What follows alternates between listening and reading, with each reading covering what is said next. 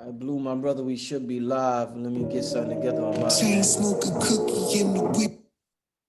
Right. That. All right, peace, family, peace. With the brother Blue Pill, AA gonna join. Right. You know, we went live at 10:44. that was not done on purpose either, brother. That was it just happens like that sometimes. You know what I'm saying? Just happens. Let's go with the family. All right, shout out to the family lining up the chat room. Let me get to some of these ads. I got some magnificent businesses that I think you guys need to be supporting right now.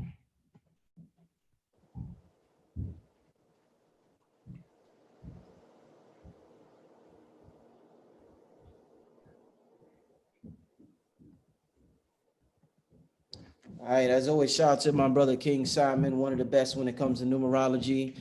If you need help dealing with relationships, business, finance, health, this brother is excellent. When I say excellent, I mean excellent when it comes to that, and he could definitely help and guide you or your family or friends in the right direction. Shout out to Riverside Tai Chi. If you have problems with your joints, this is the website you're going to want to visit, riversidetai.chi.com. Of course, the ebook, this is an ebook, Magic Money, is just, I mean, phenomenal. People are enjoying it. People are loving it. It deals with spiritual techniques to acquire what we call fiat money, which is just a form of energy exchange. And there's a lot of spirituality behind money that we are getting wrong. And that's the reason why we're experiencing lack in the first place. So if you're interested in the book, hit up the Cash App, $Black Magic 363. And the fee is $10. And make sure you leave your email, and I'll be sure to send it to you. Shout out to Copper Mike. He got the magnificent hats that represent high frequency. If you vibrating high, you're gonna want clothes that match that frequency that you're on. So make sure you contact the brother and gets the right crowns to wear. Crystal Corner LLC has the ancestor money, readings, Reiki, and EMF blocker technology. And they have a website, crystalcorner.bigcartel.com. Spirituallylitportal.com is the place to go to get color changing chakra candles. These candles are absolutely amazing. I have a bunch right now, man. So I appreciate this brother for having these for the family, and make sure you go support them. And last but not least, the 7-day Kundalini virtual workshop. Myself, Blue Pill is hosting. He's doing a live chakra meditation for 7 days. Like I told you before, this is at 11 p.m. Eastern time, and you have lifetime access to this. So don't worry about if you can't make it or if you miss one. It doesn't matter. You have lifetime access to all of the videos from Blue Pill. He's going to be tapping into a different chakra each day. That's what the 7 days represent. The 7 main chakras within our body, and Blue Pill is going to tap into each chakra for each day. Something that you don't want to miss, family. It's absolutely phenomenal, and I'm glad our talk tonight is based on, is associated with this. There's also instructional videos from Brother Panic. Phil Valentine and Billy Carson was on here last week. One of the best videos I've done this year with Blue Pill, and they will have instructional videos as well for the workshop. So it's going to be absolutely amazing, family. You don't want to miss out. Go to the link, 7akundalini.eventbrite.com for more info. You could call my number or text me, and I will fill you in on exactly what to expect. That being said, Blue Pill, welcome back, my brother. Yes, indeed. Yes, indeed. Peace, love, and light. Welcome back to the program. Shout out to you. Shout out to the audience. It was a phenomenal show last week. I'm still coming down from that high. It was very high vibrational, high octane conversation, and I'm getting a lot of positive feedback from it.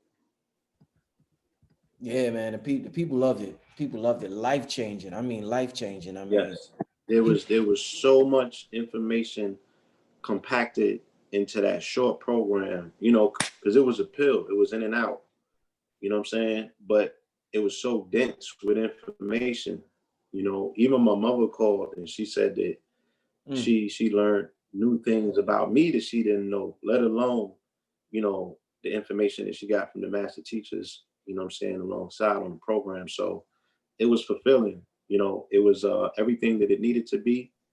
And it's a wonderful indicator of where this Kundalini workshop is going, Yeah. because it's that much information, it's that much power.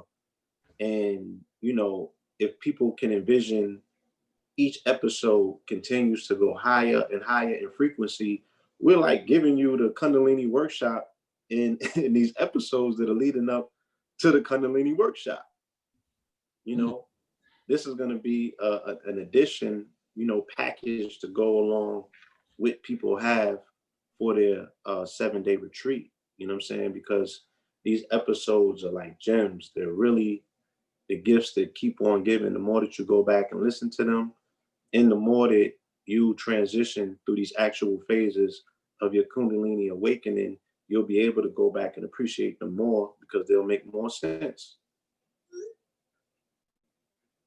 Oh, yeah, indeed, man. Like, I mean, I'm really enjoying this series me and you got going on weekly leading up to the workshop. You could go back to the one we did, I think about the ancestors, something about Black King right before Black is King came out. And every week, me and Blue Pill just been going in metaphysically, and it's been amazing. And one thing I want to say real quick before we start, last week was a great example, Blue Pill, of how, you know, we could build together and not agree on everything. Everybody knows Phil's stance on flat earth. He chose to wear that shirt. Everybody knows how my brother Billy Carson feels about NASA and flat earth and everything. It's good that we could come together and have an intellectual, spiritual build without the BS. Like I said before, nobody agrees with everything. So at the end of the day, it was a good example, Blue. Yeah. You know, once again, family, like I said, this is a classroom. If nothing else, you know, with these programs and these demonstrations, and even this platform in particular, continues to show is that there are forums that exist where we can exhibit and exemplify what unity looks like, right? Right now is a very trying and telling time for melanated people in this country, right? We're literally looking at a horror show. We are looking at the manifestation of what we might be here talking about in terms of entertainment, right? You can turn the TV on and get a social reference to what it is that we might be making reference to in a fictional realm, right? The people that are identified, quote unquote, as your oppressors, you know what I'm saying, in this particular country, in this dynamic, they understand certain occult aspects of who and what you are. And there's aspects of you that they're terrified about. They look at you as a monster. They look at you as someone that might be 500 feet, right? Even when the Mike Brown situation went down, you know, they said that science had found that the way they even look at a 5-year-old child, melanated child, they look at him as threatening. And they speak about them in terms of saying that they're monsters. So there's so much that we can look at, quote unquote, Black America and be like, yo, why is this happening? If you are the most magical, powerful, mystical people on the planet, what is it about this continuing challenge, right? Because we spoke about this last week as well, right? This challenge that you're going to get if you are the ones, if you are the chosen, if you are the children of the Most High, if you are the children of the Sun, if you are the mystical ones, if you are whoever you say that you are, right? It's this whole aspect that we can't seem to be unified on one accord and one aim. We have not benefited from the power dynamic of unifying, right? All these ideologies, all of these schools, all of these houses.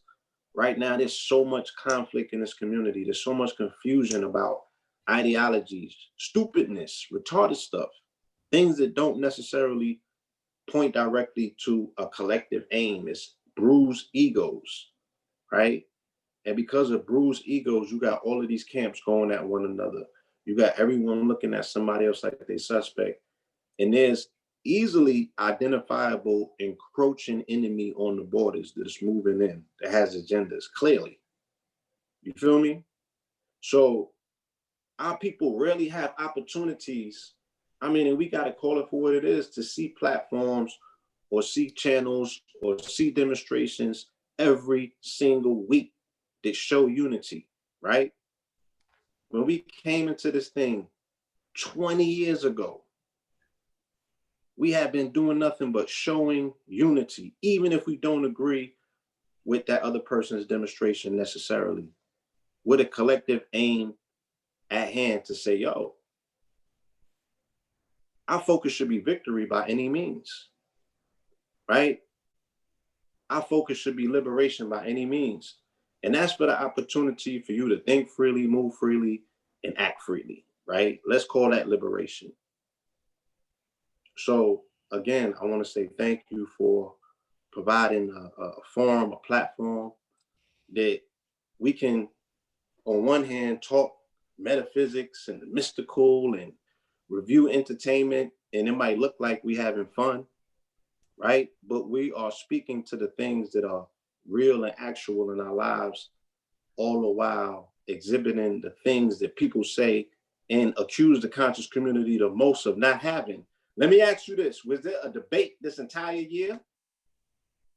Right? No. Why are these niggas still talking about all y'all do is debate? You feel me? We've been moved past that. Why they don't be like, all y'all niggas do is unify every week? God damn. When y'all gonna have an argument and fall out? That's all they waiting on. So look at the power of the NBA players coming together on one accord. I'm just saying, let's use real-time examples to show the family what it looks like when you claim your power, when you take your power back, when you have the audacity to stand up and get off your knees and find out for yourself that you 800 foot tall and you was just conveniently in an 8-foot body. Right? Think about somebody the size of Professor Griff. Professor Griff terrorizes these people just on his appearance because he won't bend, fold, or break. They like, yo, what is he made of? Right? What materials he composed of? Think about that. Right? Now, what if Professor Griff was 8 feet tall? I'm saying that to say, if these basketball players was doing anything other than playing basketball, and them niggas was the ones on the front line, what you think the ops will be looking at them like? If they taking shots at 5-year-olds because they intimidated, and they talking about, no, he looked like a monster to me, right? Yeah. What you think that they would respond to if they seen a front line of 8-foot tall dudes that we normally see on the court playing basketball? That's why they got a budget set aside for them at all times, millions, right? They like, let them niggas go play in Moscow if they need to. We want to keep them dribbling the ball by all means, right? Because even when we talk about, and this is all talking about what we're going to talk about tonight, okay? When they make references to LeBron as the kid from Akron, they also make coy references to the giants from Akron. The giants from Akron were an actual tribe of indigenous people here, right? Called a Hopewell Indian. And a Hopewell Indian came from Akron, Ohio, right? And they were part of another group of Indians from the Ohio region. And they were defeated in the early 1800s by the Lenape, right? But these were 8 to 10 foot tall giants in that region. And I know you don't think that they look like the typical quote unquote Indian that they show you on the TV. These are the people who are the remnants of the ancient ones and the mound builders, right? Who we know is the Olmec. So the cat been out the back, and all this evidence is in the Smithsonian buried deep, okay? We had to go to the Serpent Mound ourselves and go to the library in the Serpent Mound to get the books that speaks about this history. This is not something that somebody could pop up talking about, what's your primary sources? You have to go to these libraries yourself because they said Smithsonian will not let any of this information out. But we got the books. So there's history here in this continent of these giants You know what I'm saying? There's histories here of these melanated indigenous people up and down these coasts, right? Specifically, even right now, where the hurricane's supposed to slam into, up and throughout the Gulf Coast, the indigenous ones, the temple mound builders. This is us. This is our history. And when these people write these fictional tales about us, and you know, they paint it over as if, oh, this came to me in a dream state. No, these are the accounts of who we are, fictionalized. And they're working through the subconscious fear factor of what they have, right? They say it's a nightmare. I wonder where the nightmares was coming from. Oh, so let's continue. You know, we can begin now. Yeah, man. When you it's just interesting, like you said, a lot of these you know, the question for a lot of so-called blacks is why, you know, and when you study the occult, like you say, you understand some people think, you know, racism is taught. Then those that study the occult understand that there's a group of people in power that know what we possess and that they feel as though they have no other choice but to do what they do. So it's more than about being taught. It's more about, I guess some people feel as though self-preservation, you know, they fear genetic annihilation. So they move how they move or whatever. You know what's weird, real quick, side note, sometimes when I'm in the park, let me let my brother A. Rashid in. Say I'm in the park with my son or I'm in a like a little play area or something. You almost, and you're around, you know, certain people, you almost feel like they want to consume you, like they want to eat you or eat your son or something like that. It's almost like you know, like they want to eat you a lot. Like it's a weird vibe that you get, bro. A weird energetic vibe, like they really want to eat your ass or eat your son or some shit. You know what I'm saying? Like you steak and they want to put you on a plate or something. It's some weird shit, Blue Pill. Yo, welcome, AA. We started building. Welcome, my brother. Peace to the God. Peace, King. Peace, King. Lord. Yes. So I guess with that being said, let's start the show. We're gonna be dealing with, you know, there's a lot of occult behind the scenes of why things go on. There's a lot of occult reasons for a lot of shit happening in the world or in America. Even I was, you know what I was just reading? I was just looking at this. Shout out to AA Rashid. Wow. You ain't know I still had this, huh, AA? Wow. You ain't know. I was looking at that. Let me show your family. There's a couple of that I was looking at. And this book made me remember Hilton Otima from back in the day? Yes, the mystery of man. Yeah, Hilton Otima. You know, all these books, the pamphlets. They was just talking about Hilton Otima. Yeah, man, and this show, Lovecraft Country, made me go back in and look at some of this stuff, man. It's real interesting, the occult world and, you know, secret societies' influence on America. I want to get into the historical aspect. I know AA is absolutely magnificent with that. Obviously, brother wrote several books, but I want to touch on the show real quick with Blue Pill. I'm not sure if AA's seen both the episodes, but I want to touch on it with Blue Pill real quick. What's your thoughts? Because Bobby Hemmett put a lot of us on to H.P. Lovecraft. I've never heard nobody but Bobby Panic talks about him as well. And he's the father of modern horror, right? Cthulhu. Yes. So when you see this show, Blue, what does it make you think about? What does it remind you of? How accurate you think it is when it comes to the esoteric realm and our role in this country? What does it remind me of? It reminds me of early 2000s when we was in those classrooms with Bobby, and it makes me be thankful that we was obedient enough to listen to the preparation of someone who was willing to go where no other men were willing to go, into the darkness, right? And he was able to give us the keys and dismiss the fear factor that Western society now, like I said, based on their subconscious fear factor, they have now passed that down to us through the realm of horror. So a lot of people were still crippled by that fear. You know, he gave it context. And if we didn't have the compass that Bobby provided, you know, we wouldn't be able to make sense of why we're looking at a melanated cast going to a Lovecraft narrative and, you know, perform alchemy. You know what I'm saying? And like I said, because the modern day context of the whole monster motif is so alive and well, you can turn your TV on right now and there's a backdrop to it, right? They look at you as the monsters and you're looking at them as monsters as well, right? And we live in this horrified present day society, right? Think about that whole scene with the pigs and all of that, you know, so it's very relative. You know what I'm saying? And those of us that was prepared by the master teachers who were given the keys, who was given the sight, because it goes, you know, you got to pull the curtain back. And he's really talking about shit. He's giving you the information on who Lucifer is. You know what I'm saying?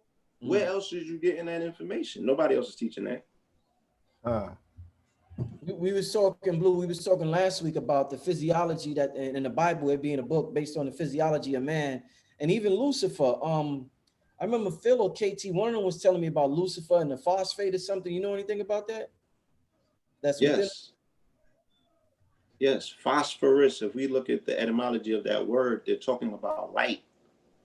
So once again, we take it back to the prefix of Lucifer being, you know, loose, like the light. This is just a story about light and people's unwillingness to engage in the truth that there's just not, you know what I'm saying, one aspect of light. There's another aspect as well. Let's engage the entire spectrum. And our failure, right, to even engage it or want to deal with it or become scared by it gives them the upper hand. That they running ramshot on this planet because they dealing with that black light that you running from, and that's where you come from. They got you scared of yourself. Right? So the fear factor is real easy to drop monsters and all sort of other shit in, and you can't go in the dark and sleep in the dark and go back to where your strength is at. Black people scared of blackness. Right. You know what I'm saying? Dead niggas scared of the death. This shit is crazy, man. So it's like, yeah, it's a horror story, bro. Now look, you know, horror exists for a reason. You know, what your ancestors used to put demons and all type of monsters around certain symbols to protect those symbols from the profane. You know what I'm saying? Right. So you see that even there's a monster that appears at the death scene, and there's a dog there to monitor it, that if your heart is not, you know, up to par or the same weight of a feather or less, there's a monster there to devour it. So this monster, in other cultures, it becomes planes of existence. So when you get to Islamic and modern cultures, this monster becomes a place called hell. So now we are in ecclesiastic mind. Our monster is our community.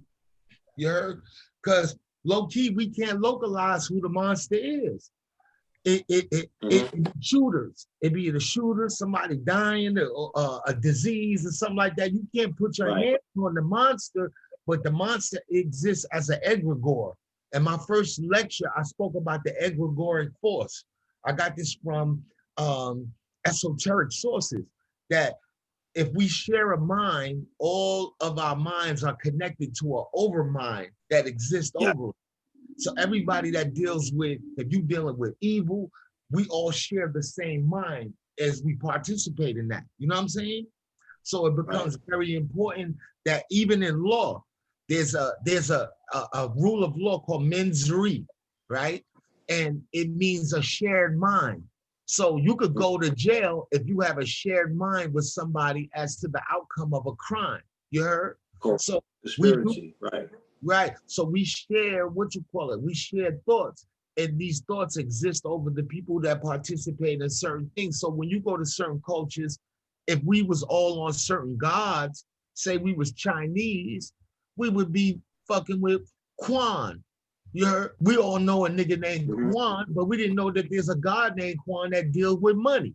You heard? So So I'm like this, when I speak to Oba tell me we fuck with all magic. In the Americas, we have the opportunity to deal with all different type of magics. So I know people that got shrines in their house and they deal with, because Oba told me for a fact, he said some of the strongest juju in the world is the Chinese juju.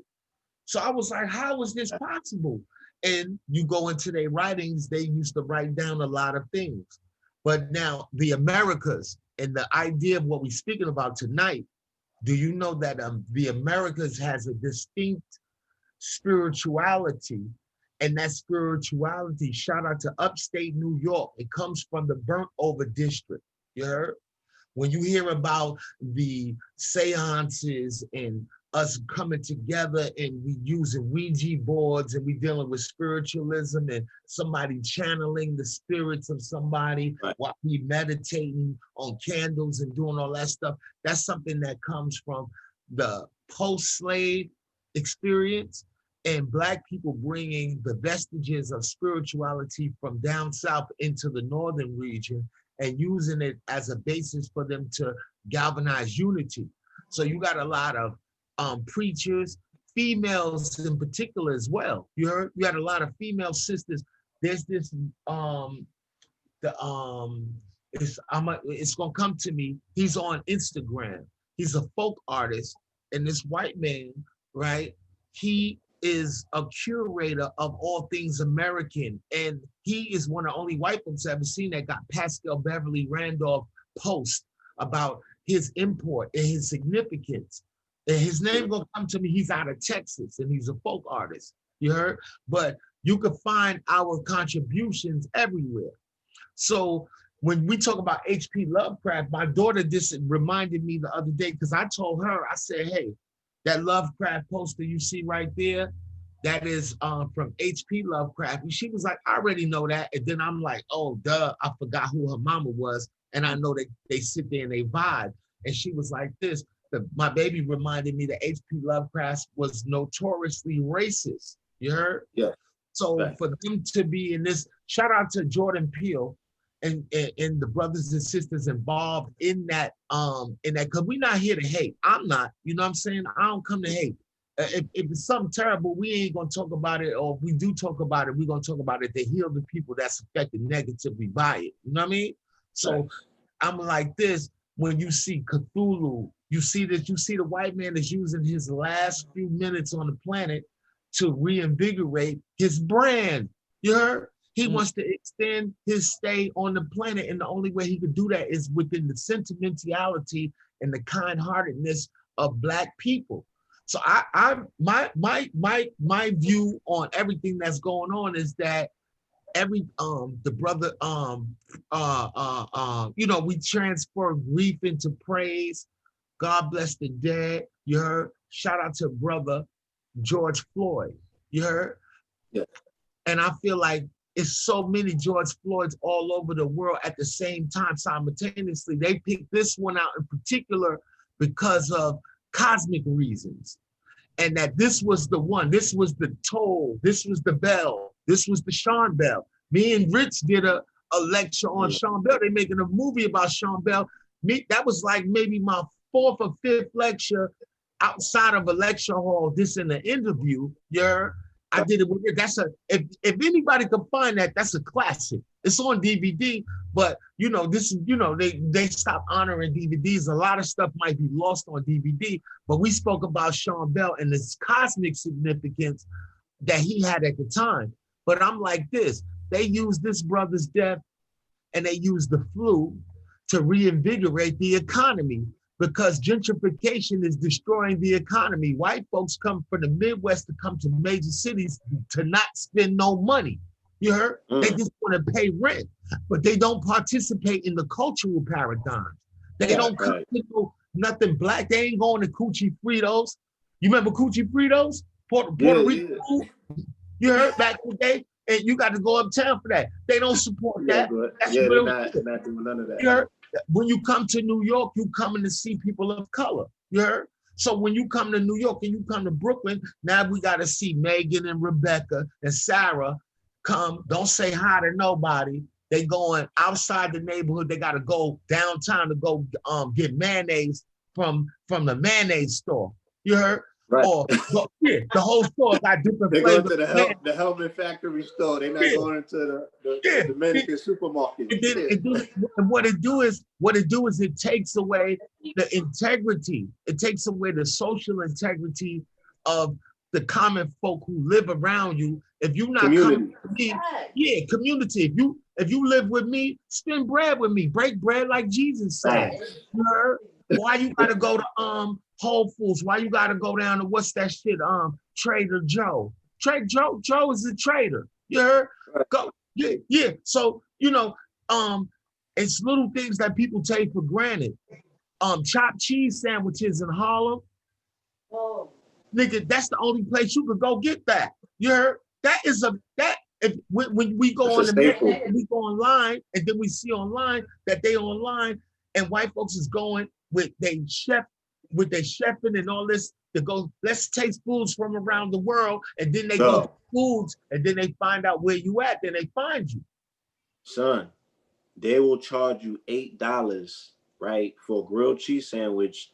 They'll smash tomato and put the tomato sauce on a bagel and charge $14 and call it shit something fancy. Right?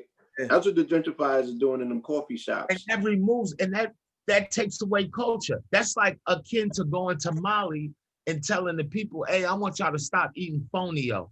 I want y'all to start eating Uncle Ben's rice. And then they're going to stop remembering their doggone mysteries. They're going to stop being interconnected with the cosmos. So our connection, so with H.P. Lovecraft and the Lovecraft joint, this is how they dovetail and play everybody like they really mobbing with us, but they not. You heard?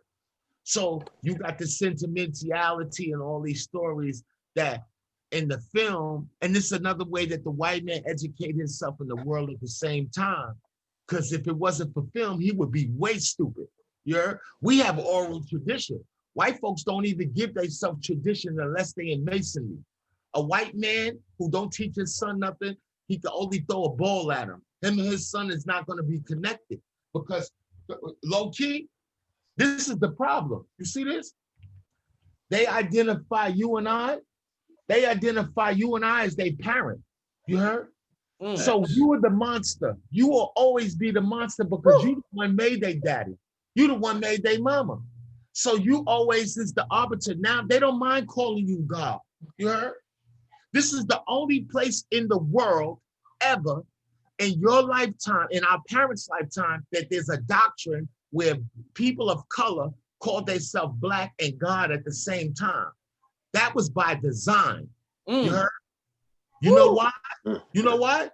It was so the white man can have somebody to blame for his problems. You heard?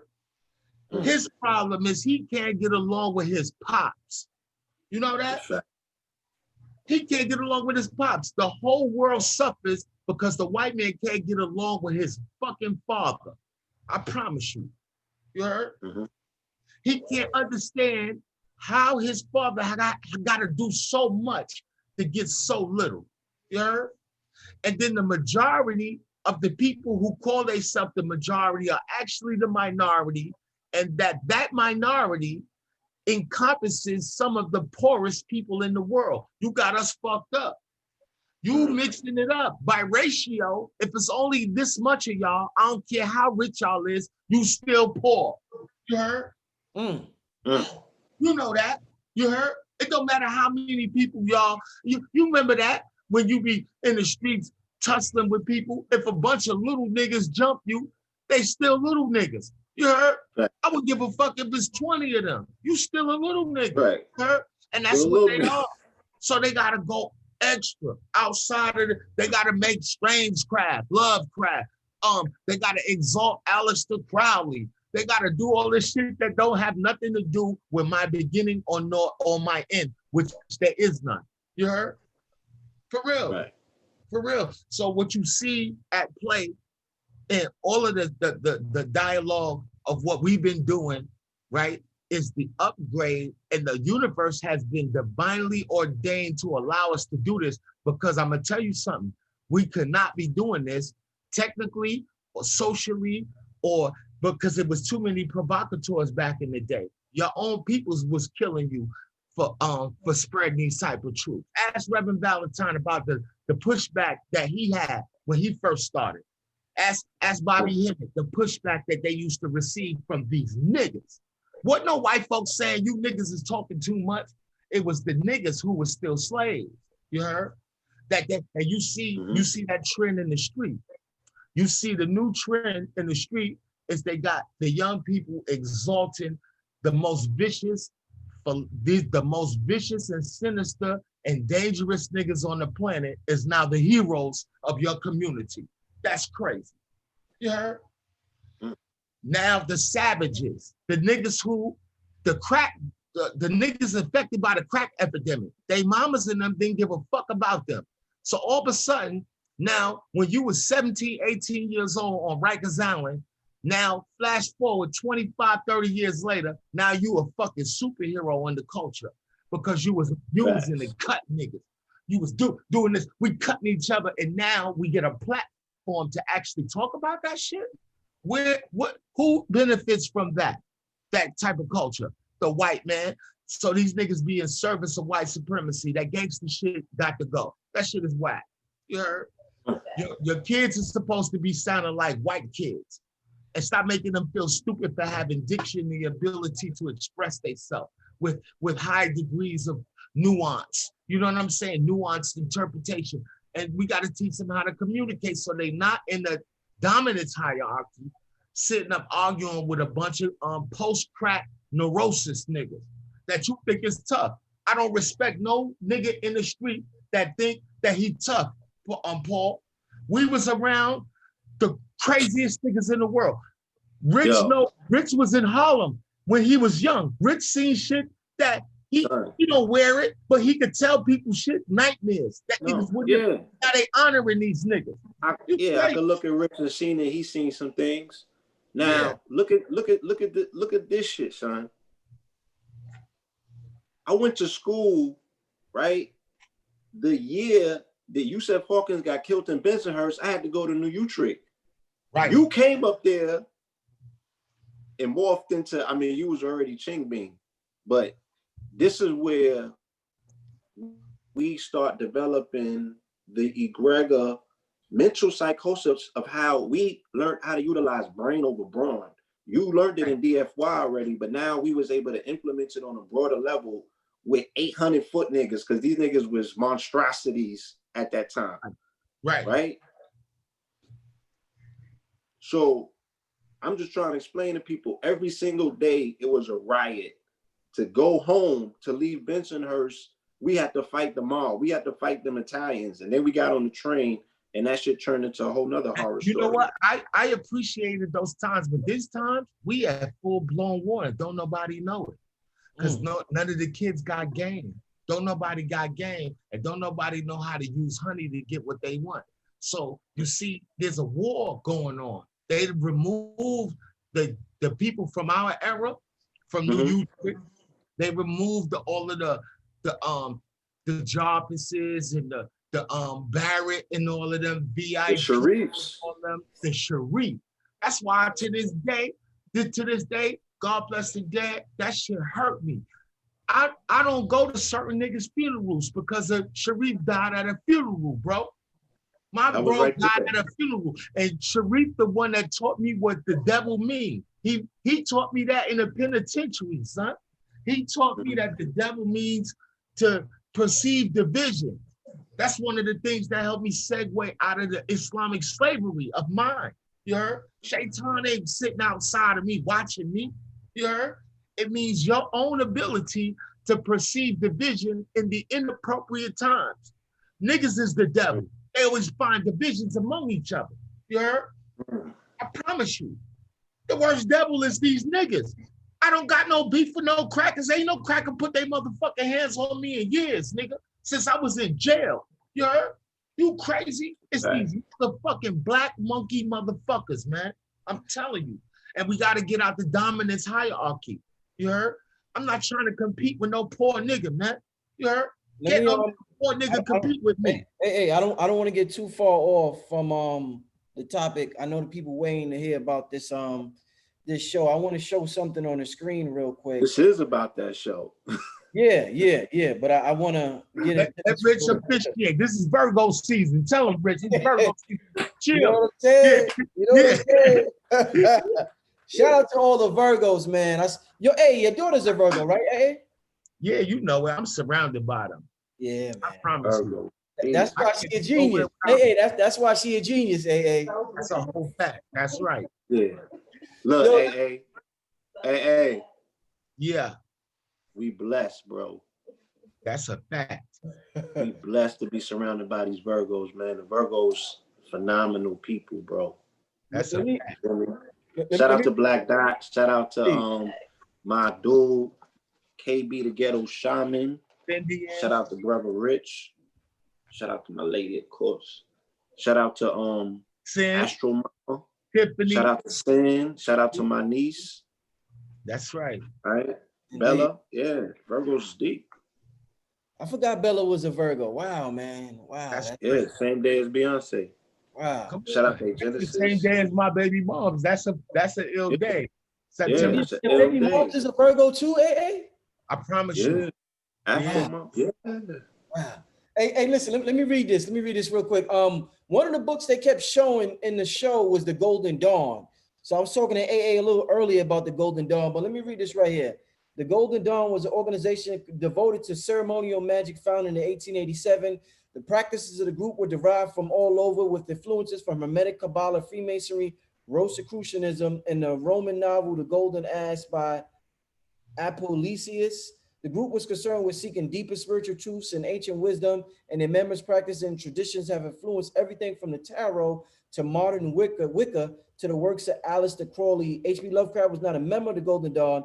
He lived on the wrong continent and worked after the order had faded, but he was possibly influenced by the works of other alleged members like Bram Stoker and possibly Robert Louis Stevenson. I'm gonna end there. When you look at the show, the first 2 episodes, you see a lot with the secret societies and the ceremonies and the rituals, Blue.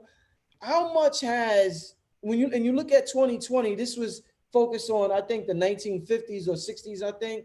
When you look at 2020 and you see the absence of secret societies, you see the absence of these rituals and these ceremonies, do you think, and you see the information available everywhere, how much do you think that has hurt us? Because from a logical perspective, I would think if this secret society information was available to everybody, it would be of massive help to the masses, but it appears that it has hurt us more than it has hurt us. So although we criticize secret societies, it seems as though they value the knowledge much more than the internet, who gets all of this at the push of a button does. So how much has the internet hurt this information that secret societies was once able to utilize to pretty much control the entire world?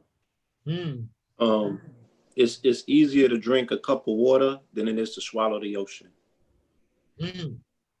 Right? It's easier to drink a cup of water than it is to swallow the ocean. So the internet is a flood of information. You know what I'm saying? It could almost be an overkill, right? How do you sort it? Where you come into a secret society, see everything is already categorized and it's arranged in a way, right, in steps and degrees, right, time-honored degrees. It goes along with a discipline that orients the subconscious to receive it on different realms, right? And then it's attached to a mysticism as well as a purported history. So you just got to walk through the hot desert sands at that particular point and be the initiate. You feel me? The people are going to be scrambling and searching all through that ocean looking for that pearl. There's a lot to shift through when you get on the internet. I'm like, right? This. Yo, man, bro, it don't matter. The internet can show all of the, what you call it's rich. It can show the rituals and all that. You could go Google almost anything. You could Google the 33rd degree and how to cook crack. It doesn't matter. Humans are not that intellectually inclined. You heard? Everybody, the Illuminati really encompasses people who are in the genetic dominance hierarchy, who have been instructed that they are genetically and through nurturing that they're superior. The real Illuminati is Africans who get up every day and do a ritual, you heard? Who acknowledge that the underworld exists. So if people want to demystify, you read this book. It's called Self-Initiation into the Golden Dawn. It's by Tabitha and Jake Cicero. The last name of the author is Cicero, right? And they are a direct tradition from them to Israel Regardie. Israel Regardie is the one after Crowley, and he's the one that helped to correct Crowley shit because Crowley was in dishonor with the Golden Dawn. They didn't fuck with him because he changed the meaning of 2 tarot cards that really fucked all the world up mentally. You heard? So people that's dealing with tarot, you really mistaken. You fucking with the star card and the other card. I'm not gonna get into the details of that. We saved that for the supper after the last. That's in November, the weekend of November 13th, 14th. That's our birthday. So we're gonna do this. It's gonna be, because it's on Friday the 13th. That my birthday is on Friday the 13th this year, right? So we're gonna be in Atlanta like this, boom. It's gonna be the last supper after the final supper, like this. Or the first supper. I'm trying to figure it out, Blue, how we gonna do this. But we're gonna do the 13th thing with Jesus. You know what I mean? And we're gonna bring Jesus down. But look, I'm sorry, Rich, for this little selfish, you know me, I'm shouting myself out. But I'm like, Jake and Tabitha Cicero, Self-Initiation into the Golden Dawn. It demystifies everything for people who are interested in what is Hermetic Gnosticism, Hermetic Kabbalah. So when you spell Kabbalah with a Q, you're speaking about Kabbalah that is like Golden Dawn-esque in that respect, where what they did was they used, in a very genius and brilliant way, they used English for spiritual reasons, unlike no other people have, you heard? Where they even are some of the first white folks to openly embrace Commission deities, you heard?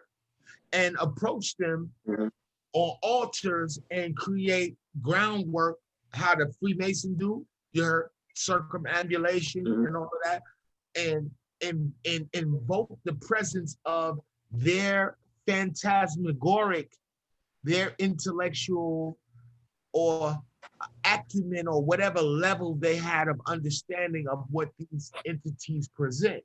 But they did not use their own entities until they get into later degrees where they fucking with, what's his name? Dr. John D. You heard? So I don't know.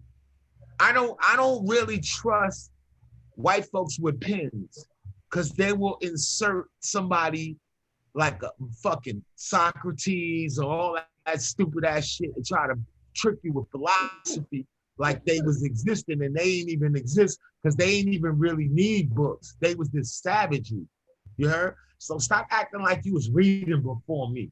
That's why they dead everybody books in Timbuktu, and they do wars in Iraq and all that shit to bury your traditions in Mesopotamia. You know what I'm saying? But Dr. John D, if he did exist, was the head. He's where the 007 come from. Agent 007 is Dr. John D, and he was the personal bodyguard of the Queen of England. You heard? From back in the day. Queen of England, the dirty bitch, the 13th, the 15th. That's how they get us all. It gave. We got to remember which Louis it was. Louis the which one? Louis the this, the 15th, the 1X, the 19th. Get this stupid ass. All y'all crackers is the same. If you don't get out of here with that bullshit. Look. So Dr. John D is from that period. So this is where you get mirror, mirror on the wall. Who's the fairest of them all? That's scrying, and that's real. Right. When I was in a penitentiary, this old timer named Nate, and my man Oba's my witness, and Zuriel, my teacher in Kabbalah. The crackers did not like Nate because Nate was a man. You heard? He ain't fold. You heard? Nate ain't, and he used to talk loud. He ain't give a fuck. he was in jail. He'd be like, man, I don't give a fuck about that, right? They put Nate in a box, but Nate was an occultist.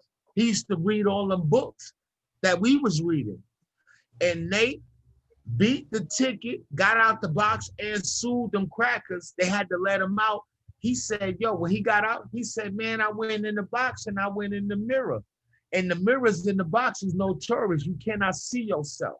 He said he went into the mirrors at night and used to look at the mirror and be telling the mirror to do what he wanted to do. I need to get out of here.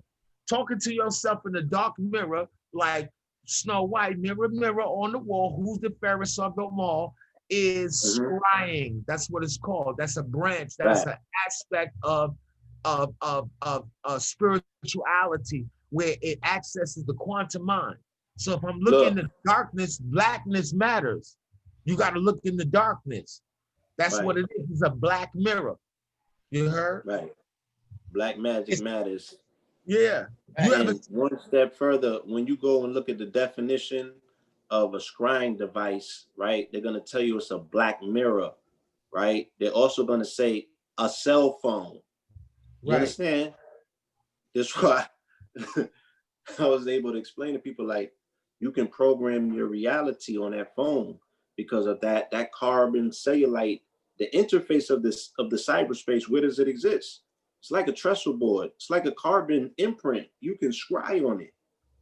Yo, so today I was telling the homie, I said, yo, we need to focus on what satellite are you transferring from? A lot of dudes is on the phone gossiping, or they pillow talking, right?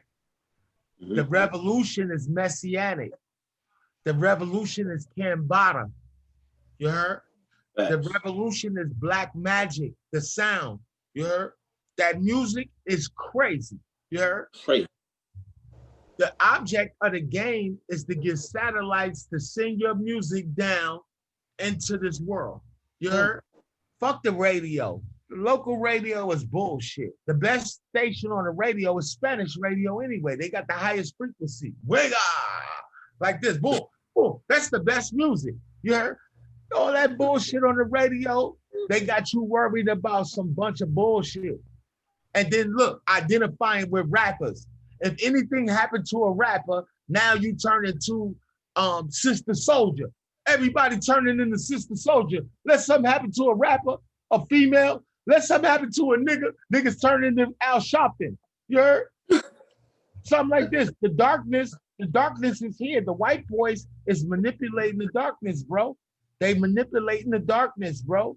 You heard? Using your experience and your ignorance of the fact that you connected to the cosmos. So they can show you a horror movie and put you in it, but not tell you that the very thing that they showing the white folks is they want them crackers to be afraid of you. You heard? So I'll be like this. I don't be liking certain. I gotta get up and be a man and go outside. So when I see certain movies come out, I'll be like, man, you depicted me in a fucked up way that I know these little childlike minds of these crackers is out there. They just seen a movie and they're gonna think that I'm Day from fucking Friday, or I'm Ice Cube with one of them, or I'm Ricky Run in the motherfucker. Run, Ricky, yeah, or I'm Kane from Menace. Yeah, you gotta be that, or you gotta be Rich from Rich Porter. Paid in full. What you call it? From Paid in Full. You gotta be all this. Why you just can't be your motherfucking self? Why you can't be a Tahuti? You heard? Thanks. Why you can't be one of them things?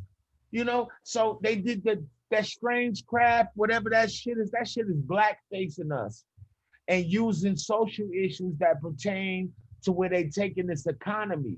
2020 was for them to save the economy on the neck of George Floyd, because white folks do not spend money where they go. They selfish, covetous, and greedy, and the ones that's gentrifying are bums. They roommates, they always need a roommate. They don't got no culture. The men is getting with them, the men is getting with the sisters just to split rent. You see a white boy with a sister, Ask her if she paying the rent with that motherfucker. She's splitting the Yeah. rent with him. Crazy. Remember, yeah, The the goal grifters, is to contribute to the rent outside or inside your shit, or pay all the rent, nigga. That's why we here. You heard? That's the hey, to pay the boss. Hey, it costs to pay the boss. What they say? The what they say?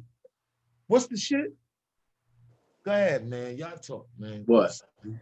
Yeah, listen, hey, I love that y'all keep talking about the darkness, because that's what this 7-day Kundalini virtual workshop is all about, family. We have been taught, even in our own spiritual communities, we've been taught that black magic is evil, white magic is pure. Don't say black, this black is evil, that black this, don't don't wear too much black. Meanwhile, the people who's running the world, so-called, is dressing all black every day, all day, with black Saturn hats on and shit like that. So I want to, I was reading this book, great book, is dealing with the Kundalini and raising the Kundalini energy in the cerebral spinal fluid. And the book was dealing, it's called Becoming Supernatural, because that's basically what's happening when you're tapping into that Christ consciousness via the your Kundalini energy, your cerebral spinal fluid. So when the cerebral spinal fluid goes up your spine and it reaches your pineal gland, like it busts a nut. It ejaculates an upgraded form of melanin into your brain. So it's like, shit, man, more of the blackness. We thought we was crazy talking about melanin all these years. Now they telling us, they just coming out and saying it. That well, when Reverend Valentine been told us about the substantia. Yeah. He said he been told us about the substantia nigra. Yeah. And that's the region of the brain where spirit and rhythm come from. And in my study, I found out that people with Parkinson's disease, like Michael J. Fox, we ain't even know that nigga was doing. He was breakdancing all the time. That nigga was pop locking. You heard? That Parkinson's was fucking him up. You heard? He was doing all type of movements and shit. Boom, like this. You be like, what the fuck is he doing all that movement? It's because he did not have enough neuromelanin, bro. His substantia nigra was not black. You heard? Right. So in order for you to have rhythm and verbal intercourse with the cosmos, right? A verbal intercourse with the cosmos, where God speak to you and you speak to God, your brain, I don't give a fuck how light-skinned you is, or if you even white. If you white and your substantia nigra does not have neuromelanin, you fucked up. You heard? It's almost impossible. I've been around pilgrims for 46 years in many capacities. This is why the lessons say it takes 35 to 50 years to educate the devil. You heard? It takes them forever to get the point that it's not about them. If y'all don't fall the fuck back, because Satan, they create division. No dark brain matter. No black life matter, but y'all don't have a dark brain. I don't believe you when you say dark life matter, black life matter. Your brain ain't black. You heard? You bugging. And the proof is in the pudding. Don't get the peas mixed up. I could tell if you love me, but this is the proof.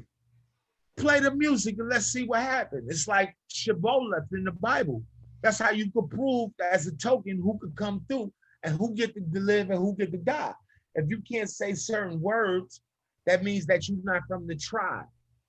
If you can't pronounce certain words, you're not from the tribe. And then they can kill you. This is the biblical narrative. That's where the word Shibboleth come, and it's inside of the degree work and Freemasonry. You heard? It's a token phrase. But you can only make certain phrases if you came out of a black womb. Our mothers have the patent genetically to create certain head shape. Facts. People of color, from the Mayans, Aztecs, you heard? They have a narrative about head shapes denotes purpose. You heard? Fact. And you can only get your head, you can't make your shit the way you want it to. That's your mama hips. You heard? and they can. It's like a Xerox machine. You heard? You feel me? So boom, they woman don't got that pelvis. You heard? She can't push out a certain type of head shape to denote a specific purpose that can pronounce a word to speak to the God of this quarter of the universe. Because the God of this corner of the universe is black. Because the only way, the evidence of that something is working is color in this world, perceptually. You heard? That's the only way you can tell a thing is working or is operating is black. So when white folks wear black, they don't wear black and just be fat mouthing on the internet playing on Twitter. They be sitting up doing their art, making their wishes, their affirmations, and doing their rituals, and then moving, not giving a fuck about you. The crackers, when we was little, it was them white folks that we didn't fuck with. You remember that? Nobody was putting their hands on no punk rockers. You heard? At all. Right. In the 80s, them crackers was on one. The same way, even worse. You heard? Black nail polish, black everything, black all this, spiked hair. Spiked hair, yeah. Niggas would rather jump you and me and take all our polo, whatever the fuck we had on, but they don't want to fuck with them. They don't want at all. At all. Not, they don't want no smoke with that blackness. You heard? At all. Yeah, that blackness was repelling. Rich is a beast. Rich, you the best question answer. You the best question asker in the whole community. I promise you. I be on niggas shows. They ask me the stupid ass shit. You and Black Dot is the best question askers in the world. I promise you. I appreciate it. Hey, since you're known as the Kabbalah God, and we talking about magic and you know, different forms of magic, do you think the Kabbalah is more powerful than a Haitian voodoo or than a Santa Maria or something like that? Absolutely not. Absolutely not. Kabbalah's not a functional system of magic that has a cultural paradigm. Kabbalah is a narrative understanding of nuances inside of a text. So what was Kabbalah called before it came out? Before the Torah? It wasn't no Kabbalah. It was whatever we was doing. So what we do is organic and living. You can't say, I would never on no platform, even if I felt like that, because I'm a G. I'm not sitting up saying that no shit that the crackers exalt and covet to their chest like this is greater than what I present, and then they don't even know. Serpent in the Rainbow. I watched that movie as a child. That shit will shake your soul and to teach you about pharmacopoeia, science, and culture, the power of culture. And the white man think that this is why Kabbalah will never be greater than voodoo. Because Kabbalah, if the only time you see a veneration for death is when you go to Safed, when you go to certain parts of what they calling Israel, and they go to graveyards and paint the what you call it, the rabbis, the shit where they buried, they painted blue. You heard? So it's a reason why they do that, because the color blue is an Islamic term. You heard? It's really a term that deals with it's called perfection. But it's also the color of perfection. If humans, to be perfect, you cannot be your authentic self. You have to be the sky. The sky is not blue. The sky appears blue. For it's an your illusion. Yes, because you couldn't take what it was. If you really had the apparatus to see the vibratory forces at work in this world, it'll fuck your mind up. You heard? So certain valences that you got to see for a specific reason. You dig what I'm saying? So if the word is tukun, right. Listen, the word is tukun and takin or tuk, tak. All these terms are celestial terms, right? So when you get to the color blue, and now when you talk about Haitian voodoo, you talking about something that somebody got to be initiated in. And then to really be an operative, functional person who can fuck with voodoo, you gotta speak Creole. You heard? And it's nuances, and it's you can't go to college and be like, yo, I want to take Creole. Somebody gotta love you if you're not Haitian and teach you Creole since you're a baby and really give you the real nuances. Cause I know Haitians. Yo, one of my men's H from what you call it, from Flatbush, H told us a long time ago. He was like, this is a word. That's a word. Yeah. Sound, nigga, is words.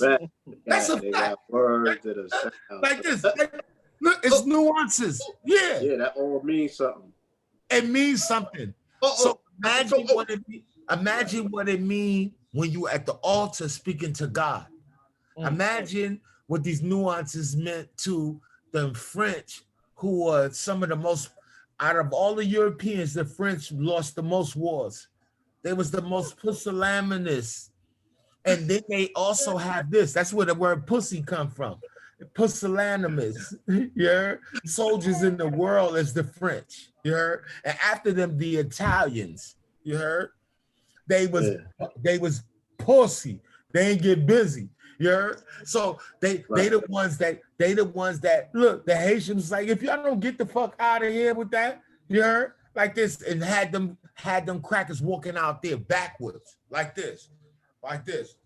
To this day, they still cursed. You heard? You ever seen French food? When the last time you went to a French restaurant, nigga? Man. Ain't no such thing. The shit is this butter. You heard? This butter. Get the fuck out of here. We've been on that. We've been on that. French fries come from Belgium. Yeah. Come on, son. Come on. I can't stand the French, boy. Yeah. They funny. Nasty. You seen the Frenchman and Ricky Bobby? You seen them, the Wolf of Wall Street, when he had to go get his money? You heard? The Swiss and all of that. Yeah, all that. The minority of the planet acts like they the majority through media, and they flunky is our brothers who got all the lights. We ain't gonna say their names, with the little ass hat in the back. They the ones with the lights. Do you know that we could make a movie? We could make a movie anywhere. Rich, me, you, Rich. We could make a super movie. Do you know what you paying for with movies? The fucking lights, bro. Lights. It's just lights, bro. Yeah. Like, then it's a mob about it. They got a whole mob and unions on who can connect, who knows how to put this chord in this chord. You heard? Yeah. And now you in the union. That's protected, yeah. Come on, son. And I know one of my students was connected to, and they gave me this narrative. I never forget this. Do you know the curtains, when the curtains open up in the movie theaters? Mm-hmm. It's a family that do that, bro. They got the monopoly on curtains? Bro, it's people, when you come to LA, ask Kendrick when we was down in Atlanta, the dread that was in the corner that I was pulled up with them. Kendrick went to Louisiana to do film from LA. Ask him. You heard? There's people that's on sets that their parents used to clean the movie theater in the turn of the century in the ghetto when they had Nickelodeons, silent films. Yeah. So they grandfathered into the game. You heard?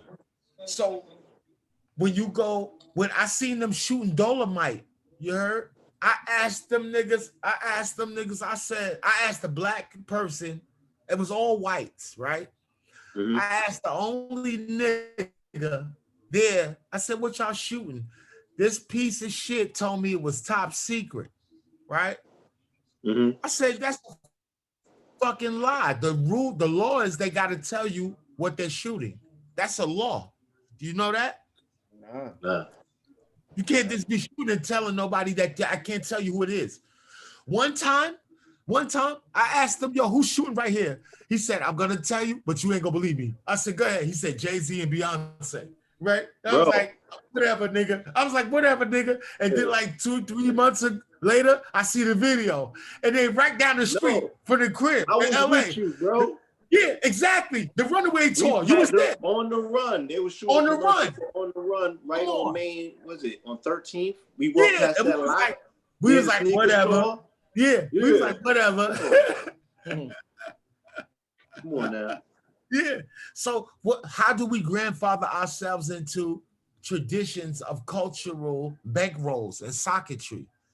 How do we get into the film industry, but we already there? Do you know that they biting off of Bobby? They go look at Panic. They go look at Valentine. They go look at seeing who Rich posting up. You heard? They want to go see, and then that shit end up in little narratives. You heard? Right. I promise you. Running with the game, but that as they should. I used to be a chain snatcher. I respect the game. You know what I'm saying? Yeah. That's what's up. Yeah. Hey, in one of the episodes, you just made me think about something that I seen in the show. In one of the episodes, the main character, Blue Tick, he I think it's the second episode. He used his blood and his body during a ritual to open up a door to the Garden of Eden. What do you think? You know, we live in an era where everybody's talking about adrenochrome and organ harvesting and this and that. What did that represent for you, him using his blood and body to open up the Garden of Eden when you seen that? If you look at The Fountain, look at the movie The Fountain. In The Fountain, the only way he could get to the tree of life in the Garden of Eden in Mesoamerica, in the middle of America, was he had to go through the road of awe. You heard? Road of awe. Sabal. Yeah, the journey. So the road of awe is like, we all gonna get on that road of awe. You heard? That's right. We all gonna be like, we're gonna jettison out of this body, which is weak. And your blood, let's demystify the myth. See, the cracker gotta get wicked. He gotta go get kids and put them in a blender and make pizzas and shit out of the motherfucking kids and all that. And all we gotta do is refine and cleanse our blood. All we got to do is refine and cleanse our blood, because the ancestors told us that the cosmos is the blood. Ask your Wiz. You came out of a uterus. Her uterus is the lining of the cosmos, the celestine canopy above it. When she bleed, you bleed. That's the blood of my blood. What up, blood?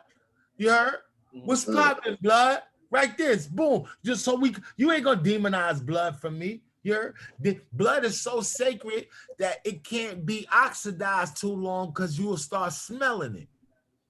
So now when you smell it, now you know that it has dominion over the physical world. It's a vehicle. It's a vehicle. It's actually liquid light. How about it? You heard? They call it a crystal lake. Right. And check this out. You can't even make artificial blood until the black man get involved. The first person on the artificial blood mission was Dr. Daniel Quartermain from Philadelphia, a black man. He's the one that was involved with the atom bomb and Manhattan Project. He the one that helped Fermi split the atom. And then they put him in the League of Extraordinary Gentlemen as two people. He was Dr. Namor. He was Dr. Quartermain, and he was Prince Namor.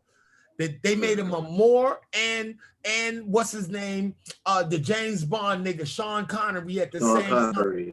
Because his name was Dr. Quartermain. He was a Freemason. And then Prince Namor is the one that was on the Nautilus. The Nautilus is the first underwater submarine, was able to be operated because of Dr. Quartermain from Philly.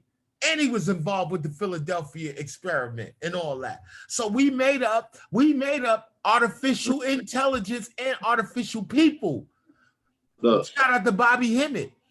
The Art of Human Artificials is a classic. Human Artificials, if it still exists as a presentation, is a classic. Shout out to my man from Philly, Ian. That's the only person I know that had Mad Azazel and Mad Bobby. He had all Bobbies and Mad Azazel. And I think he a Virgo. He a legend. That's my son. Look, and he had a Lexus. This nigga had a Lexus back in the day when niggas was just getting on consciousness. He had all Azazel, all what you call it, Bobbies, coveted like this. Like, man, bro, I don't loan nothing out. You know what I mean? I don't know nothing now. You gonna have to fucking bring a whole DVD burner down here. You're from where? I promise you. Human artificials. We made up Blade Runner. Then niggas need to go watch Blade Runner again. And always look at the movie that got the Chinaman in it. The Chinese man. He's the key maker. He made eyes in the Blade Runner. You heard? Mm-hmm. The Chinaman always there. Why is he always there?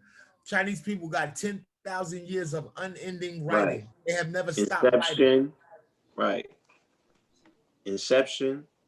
Come on. Right. He was the mind. Come on. Batman. Remember Dark Knight when they went through? Yes. Come on now. Yes.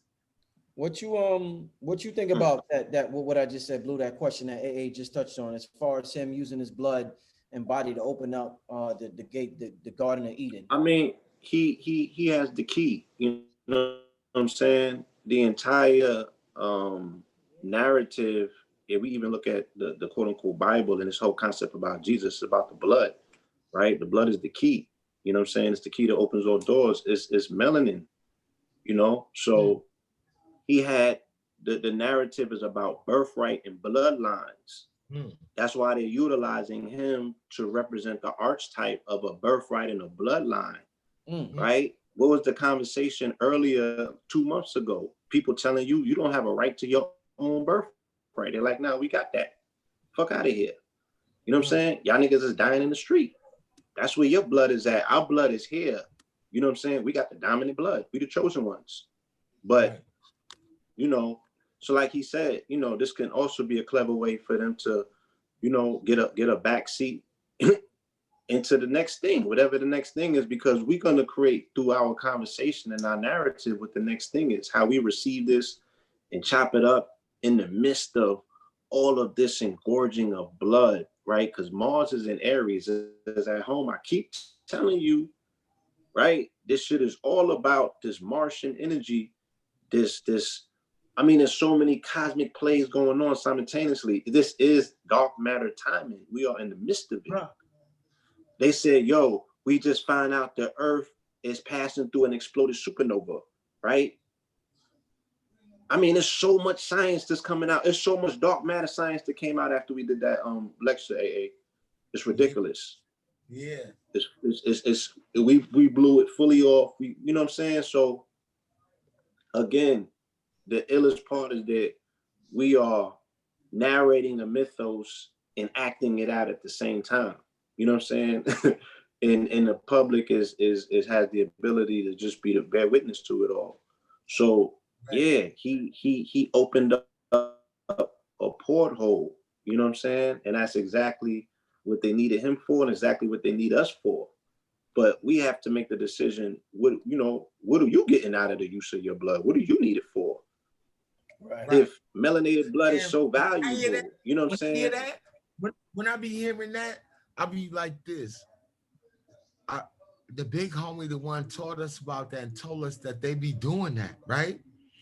But I be like this. I be like, y'all so lucky y'all know my big homie. You heard? And if it wasn't for the internet, y'all wouldn't even know my big homie. You heard? But everything ain't for everybody. Some niggas is worrying about that. Rich, I love you. You my man asking that question. That's a legendary question.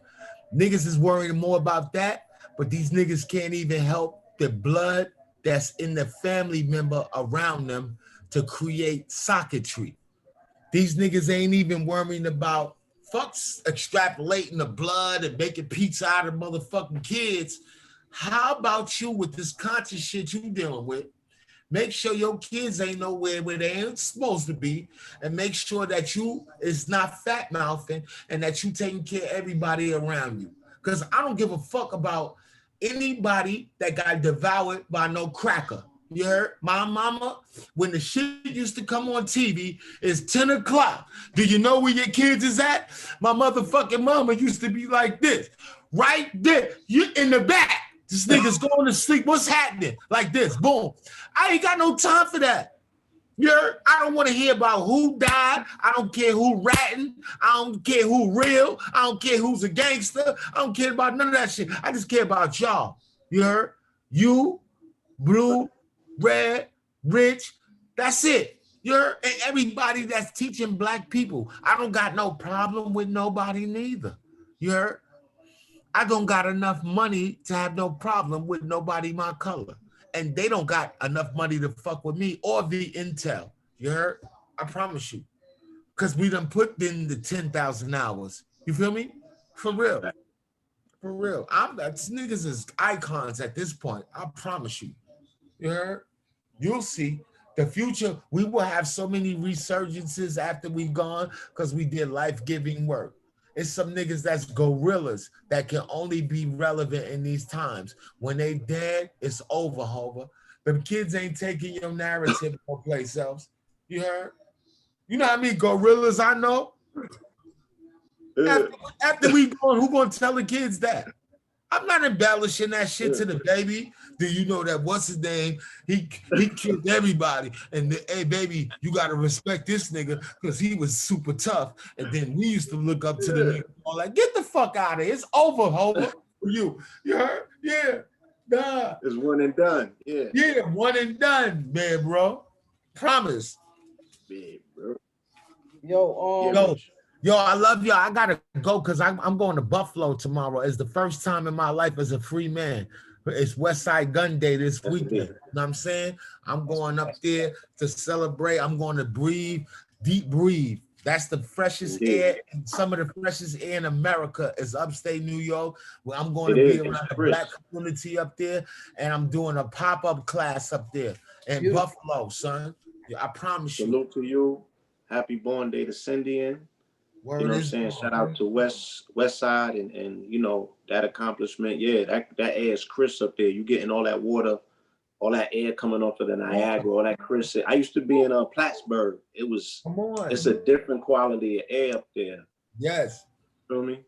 And I'm bringing my fans up there, so you know they highly Masonic. You heard? So I'm gonna put them all in game like this. Don't even fuck with me. I'm just totally different.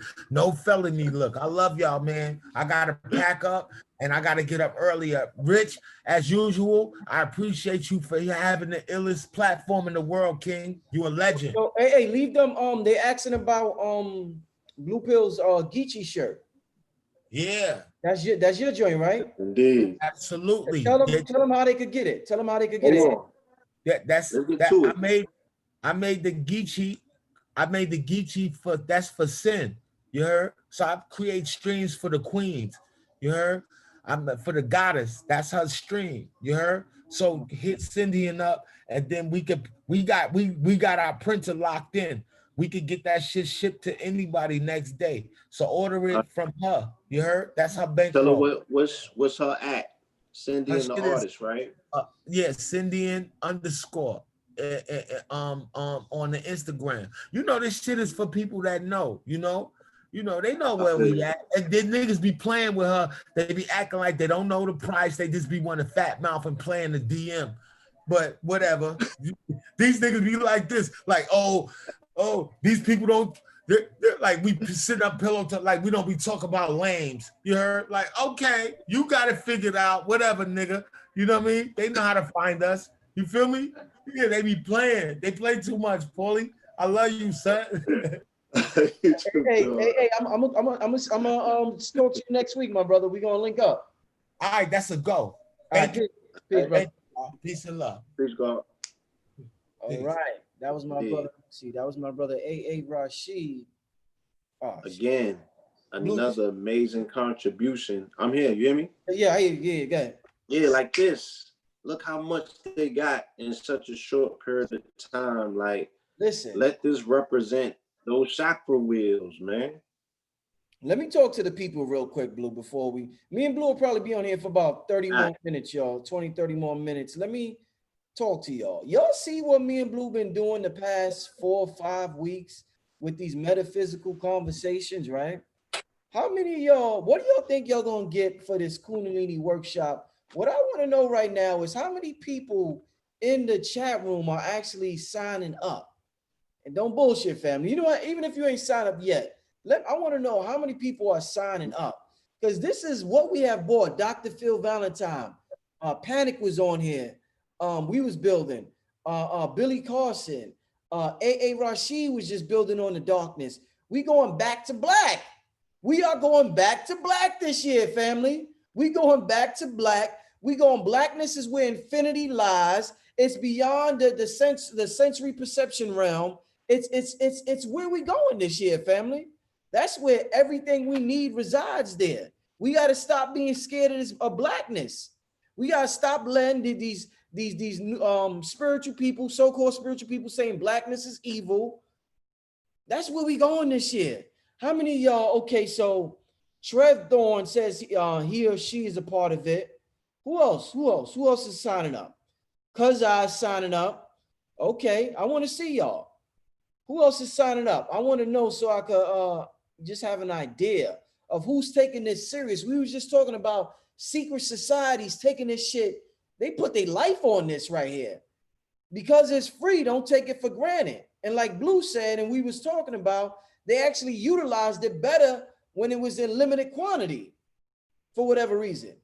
Yeah, I see 1,500 people in the chat room, but only 548 likes.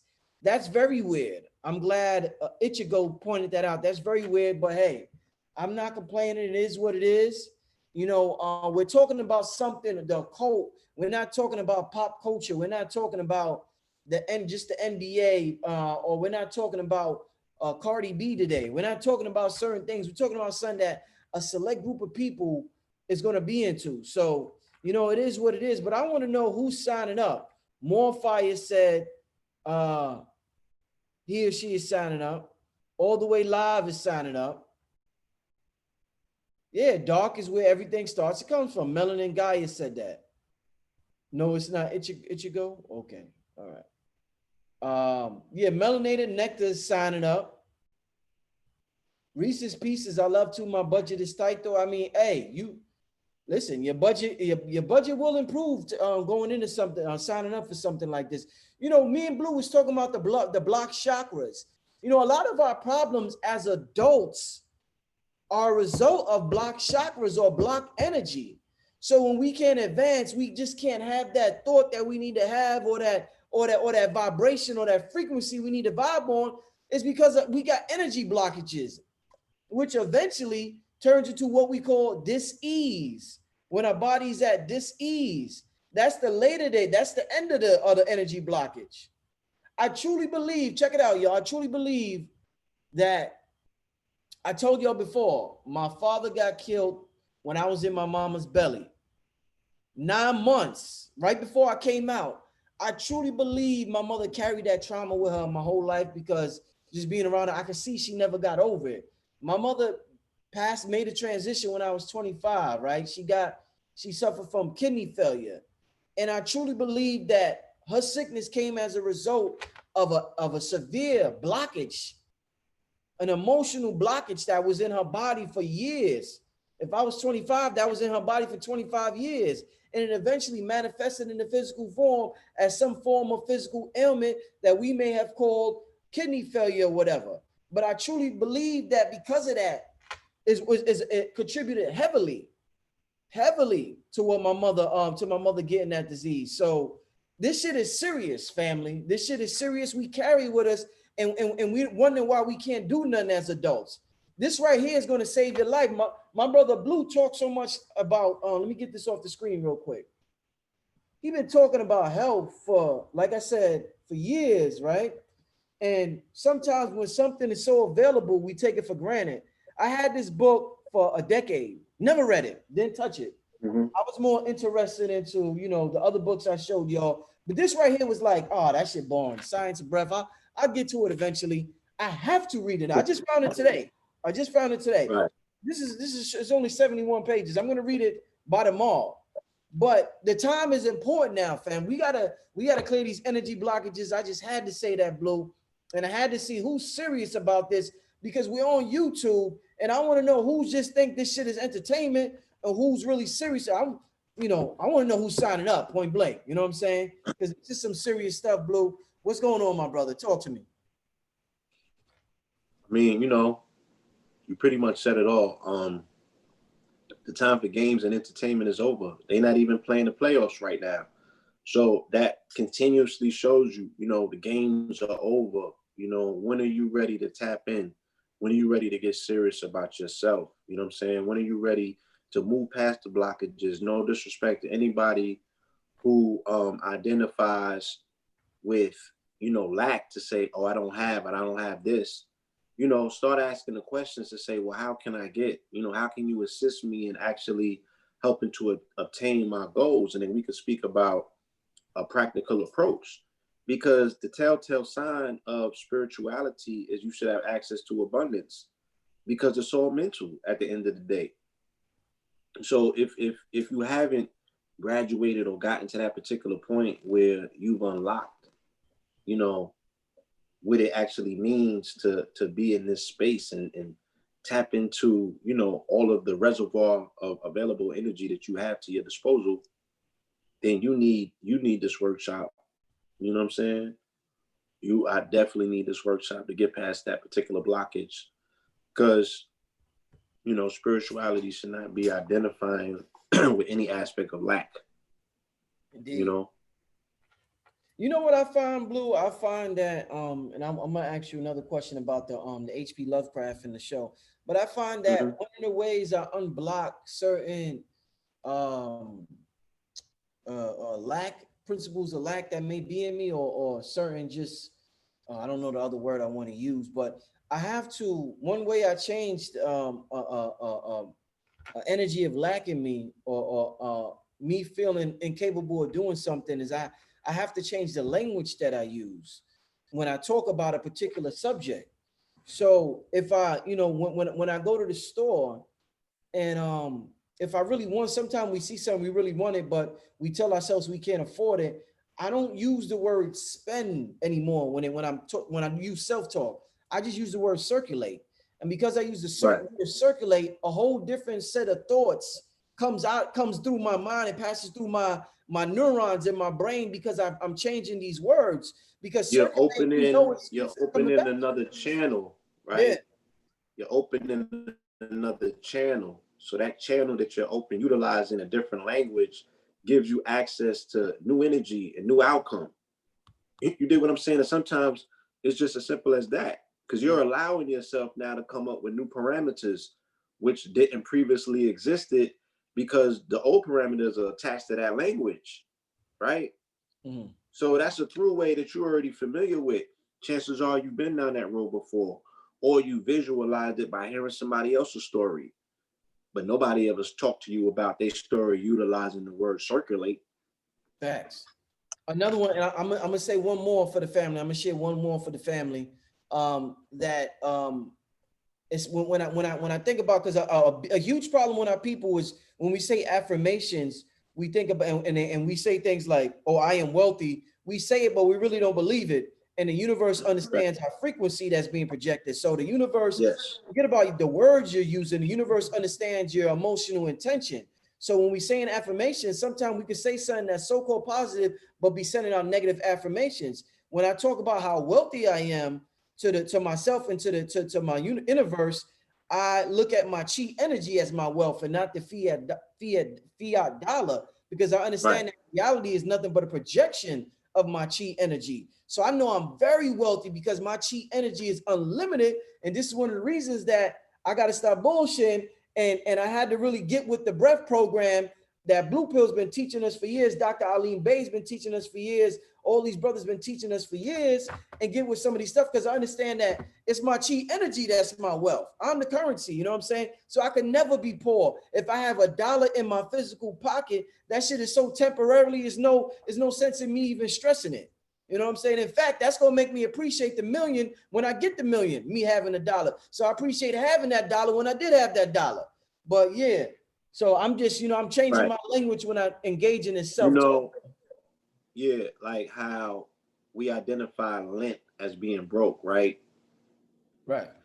Imagine if we identified, the attraction of an accumulation of lint by being that you are magnified and you know what I'm saying, the magnetic properties of you are activated. So you're attracting all of this lint, you know what I'm saying, all of these different paper clips to your magnet, and you just accumulating because your magnetism has now increased and expanded. And this is what we're getting to. Increasing your magnetism can attract whatever you want to you. You know what I'm saying? Now you can become a bean counter and say, oh, I got 1 million beans and that's $1 million.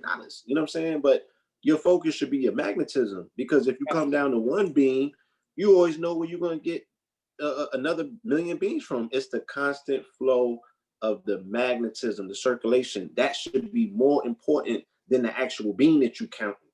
Because with that magnetism, you will always attract more beans. You feel me? So that's what we're working on. That's what we're hitting on. The mechanics, the mechanisms, you know what I'm saying? Of what makes you whatever it is that you want to be. Because you are going to magnetize to yourself however you see in yourself. That's going to be your projection. Okay. That was good. So Blue yeah, Blue turn having lint in your pocket and the sun positive. That's a powerful one, Blue. I want to thank everybody for the people that are signing up. I don't know if you see this. You see Eventbrite. Let me change the Eventbrite. We got people signing up. So I appreciate everybody who in the middle of this show went to Eventbrite and signed up. That means a lot. That lets me know that what I do and what Blue is doing and what Bobby did and what Phil did is appreciated, because there's so many things you could be paying attention to. I really appreciate it, family. Indeed. Give me a question, any real quick, Blue, while you say that, Blue. Give me a couple of questions for Blue as it pertains to Lovecraft country. If any of you have any questions, put it in the chat so I can ask Blue. Go ahead, Blue. Do you have any other questions yourself? Because like I said, there was a lot of archetype, there was a lot of motifs, and that was a wonderful last question that you asked. You have any others to follow up from that? I want to in terms of we talk often about the black avatar and the black spacesuit and how advanced the black spacesuit is and how it's a powerful Wi-Fi connection. I find that when we have H.P. Lovecraft and Crowley and Jane Roberts, she had Seth. She was channeling Seth, and she was on Oprah. And you got Esther Hicks channeling the entity Abraham. You got the dude Daryl Anka channeling Bashar. And there's so many white channelers out there on YouTube. I don't see that many, and famous white channelers who be saying some shit, coming out with some shit, but I don't see, besides the Bobby and the Panics, I don't see that many black channelers out there. So what is it about the so-called white spacesuit that makes them so receptive to these messages? And you get what I'm saying? It is said in spiritual circles that the non-melanated spacesuit is very easy to inhabit, right? That they are susceptible to become walk-ins. They are more susceptible to walk in, you know what I'm saying, where a melanated spacesuit is like, nigga, what you doing in here? Like, right. Like, right. Like, you selfish down to the motherfucking spirit realm where you're like, nigga, it's not enough room for two of us. You know what I'm saying? You neck popping in the yeah. Oh man. So that shit gotta be subdued. You know what I mean? You gotta demo the shit. Yo, somebody said you gotta finesse it. You gotta come up with something that said, look, nigga, just give me, like in Lovecraft, just give me a 2-day contract. I'm only gonna stay in your apartment. Like, nigga, I don't got extra space. Ain't no sofas in here. Oh man. Wow, that's deep. That's crazy.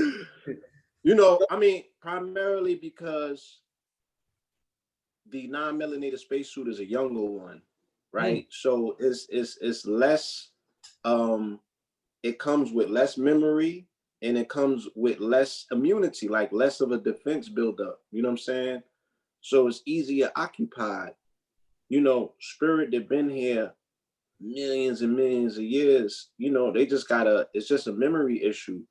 And it's like any melanated person, they'd be like, nah, let me talk for myself, nigga. I just gotta get my shit together. Wow. Something don't talk for me, nigga. Give me the podium. Be like, yo, you just got out of rehab. I got something to say though. That's why social media hit the way that it do. Right? Everybody got a platform. Everybody got something to say. Everybody's a pundit. Everybody's a commentator. You think spirit realm is any different? Yeah. Right? So the equivalent of what we see with Bashar and them is the equivalent on the melanated side is these YouTube niggas who tell you what? I don't need to read books. All this shit got downloaded. Woo. Woo. That's the flip side on the melanated side. And they're gonna do what? Immediately go into ego. They're not even gonna tell you the name if they did get the download. Because every spirit, and they told me this in the African traditional system, they said spirit is very ego. The spirit wants the name to be known. You can't be like, oh, I'm spiritual. They're like, you spiritual. Well, what spirit are you in communication with? Because the spirit is going to identify itself to you, right? Spirit want to be known. They want you to say its name. You feel me? And to me, I'm you know, I still got to do more inquisitive research with that particular concept because I'm like, spirit has ego, you know? We're taught that ego is something that is only, you know, that we engage in the flesh, and we don't bring it to different planes and realms. But even in, you know, in the text, even the Most High has a name. And when we were speaking about it, we were speaking last week with Billy Carson about tones and language and how important pronunciation is. And I wish AA was here, but even when we talk about Yahweh, there's a particular pronunciation, right? You have to say it a particular way to evoke it, right? Tetragrammaton, the 4-letter word. They say that if you spoke the name of God and you spoke it correctly, the world wouldn't even be here anymore because it'll be wiped away. Shit. So it's a name that has technically, according to them, never been spoken properly in the tonality. When you go to make prayer in Arabic, there has to be a tonality attached to it. You have to hit these particular locks, you know what I'm saying, and frequencies for it to unlock particular frequencies. So, you know, yeah, you know, they be bringing these entities through, and the trick bag of the entities is that it's always going to be an 80-20 cut. It's always going to be a 70-30 cut. It's going to be a 60-40 cut to some degrees. Very rarely is you going to get the uncut raw, right? Where everything that they saying is on the up and up. They're going to give you some truth mixed with some falsehood. They're going to put a cut in it. And you have to be super duper discerning to know when to catch it or know how to identify what this particular type of quote unquote spirit is. That's communicating through these people who have now become the conduit and the husks. You know what I'm saying? Right. And a lot of that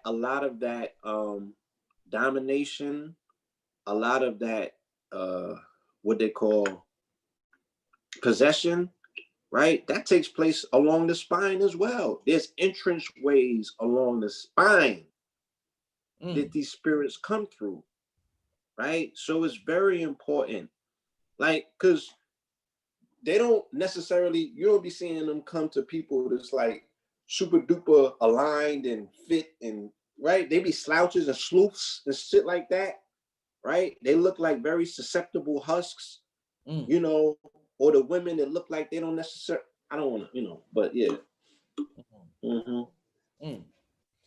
Think about it, even in the community, right? And the pretty ones that have been inhabited and have become husks and hosts, they got turned out.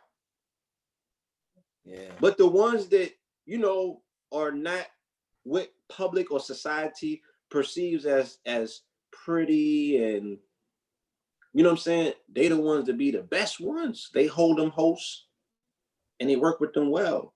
But I do want to say that there is a uptick of sisters on YouTube in particular who identify themselves as mediums. They be on the money. I started seeing this post Nipsey, and a lot of them got channels, and they'll run through the whole pantheon right? Like how Phil and Bobby used to be like, yo, Luther Vandross visited me, or Right. and they be like, you know what I mean? And then they'll call the relative and they be like, damn, the only way that you could have known that. Remember, Bobby, Panica had mad episodes, you know, with different ancestors that visited, you know what I'm saying, and communicated. Yeah, but there's a lot of sisters in particular on YouTube, you know, under the brand of Medium, you know what I'm saying, did a channeling communications. But you know, I don't be hearing the ancient ones. I don't really hear extraterrestrials per se. They be channeling like celebrities, and they'll tap in and, you know, tell you what your your auntie Mabel and them, you know what I'm saying, what type of messages they got for you from the other side. Indeed, Blue. Madam Stardust wants to know, how is our memory being wiped of events, travels like in the movie? Can we stop that?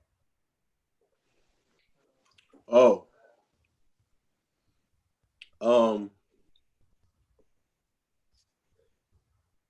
yeah, that you know, that's tantamount to people coming back, you know, from astral plane trips. You know what I'm saying? That's tantamount to people having these journeys in spirit realm in the sleeping phase, and they come back, and we're not disciplined enough to do the things that our elders and our ancients always did. They always had sleep journals. You know what I'm saying? Remember when I said the number game was synonymous because they had the dream books. Right. So dream interpretation was something that was a regular occurrence in our hood. It was to your detriment to keep your dreams to yourself. So we had to be able to catalog what these signs and symbols and dreams meant, right? Because we was looking that there was a key within that for the bag, for the daily bag. So you coveted the dreamers, you coveted the nanas and them that was able to tap in. You know what I'm saying? People's families benefited from the fact that their auntie was in the church, but she had these dreams. Your mama dreamed about fishes and she knew what was coming. You dig what I'm saying? So our generation per se, yeah, we don't hold on to nothing. We don't hold nothing sacred. You know what I'm saying? We fat mouth and point fingers at what they're doing, but like you said, they are obedient. They're following dictates. They ain't throw nothing out, right? They've been waiting for this shit for 500 years, and they not gonna miss it. You dig what I'm saying? So we could fall back on the excuse and say, well, we're a lost people, and you know, we're lost and found, and they hit us over our head, and we have amnesia. But we have to reinstitute the things that our elders and our ancestors utilized to retain information that they were able to tap into from the other side, and even be more open about, you know, some of us are having these downloads in the waking state. You know what I'm saying? You don't have to be necessarily sleep. Some of us are getting it in ceremony. Some of us are getting it in ritual, you know, but then we are also divided, surrounded by devices, should I say, that are programmed at a frequency to also knock out that particular connection and that memory. So you got to get more shungite around you. You know what I'm saying? To block out whatever interference might be coming your way. You know, you might want to put more diodes on your phones. You know, you might want to sleep with glasses of water underneath the bed. You might want to put the crystal, right? The quartz crystal, which retains the information. Yeah, you might want to go to bed even earlier and get yourself in line with the circadian rhythm. You might want to do the 4-4 breathing technique so you can go into theta, right? And actually be active and lucid in your dream state. You might want to get you some gold water so you can activate the pineal gland to, you know, increase your chances of having a lucid dream or lucid experience or being lucid in awake state, right? But being lucid in awake state, you can do that. Like I said, you get into the 4-4 breathing and you will lock yourself into a rhythm where you're lucid in an awake state. And you can start remembering going through these realms. How do you identify these realms that you're going through, or actually these portals? Synchronicity, family, right?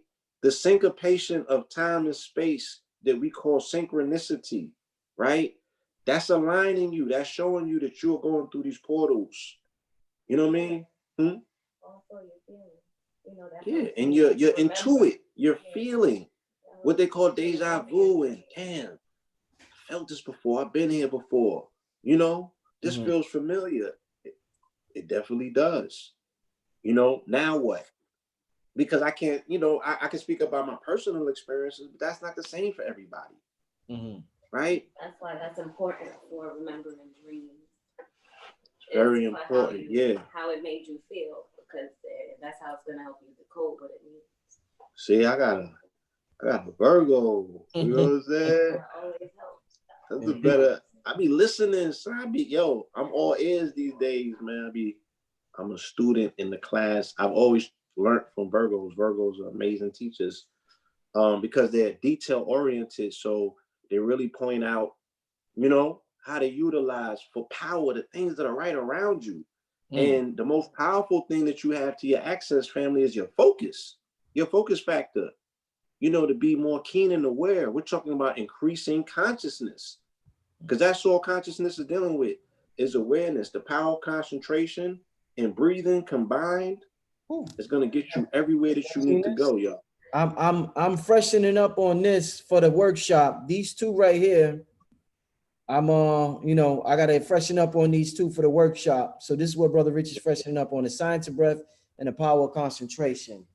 Blue. Yeah, so young ladies, y'all gotta go into your nana's, you know, you gotta slip on your nana's shoes and put the dream journal next to the bed, right? That's important, right? Get back to journaling, get back to writing your diaries, right? So a dream journal in your daily diary will help you, you know, capture the feelings, if you will. You know what I'm saying? So, yeah, so always remember how something made you feel. That's an energy, that's a frequency that's moving through you. Identify it. So when it becomes familiar, you know, you can actually access it. You can interface with it, right? When it pops up in the dream realm, you're not going to be in that state of, you know, of awe. You know, you're going to be able to actually deal with it and move through it. You know what I'm saying?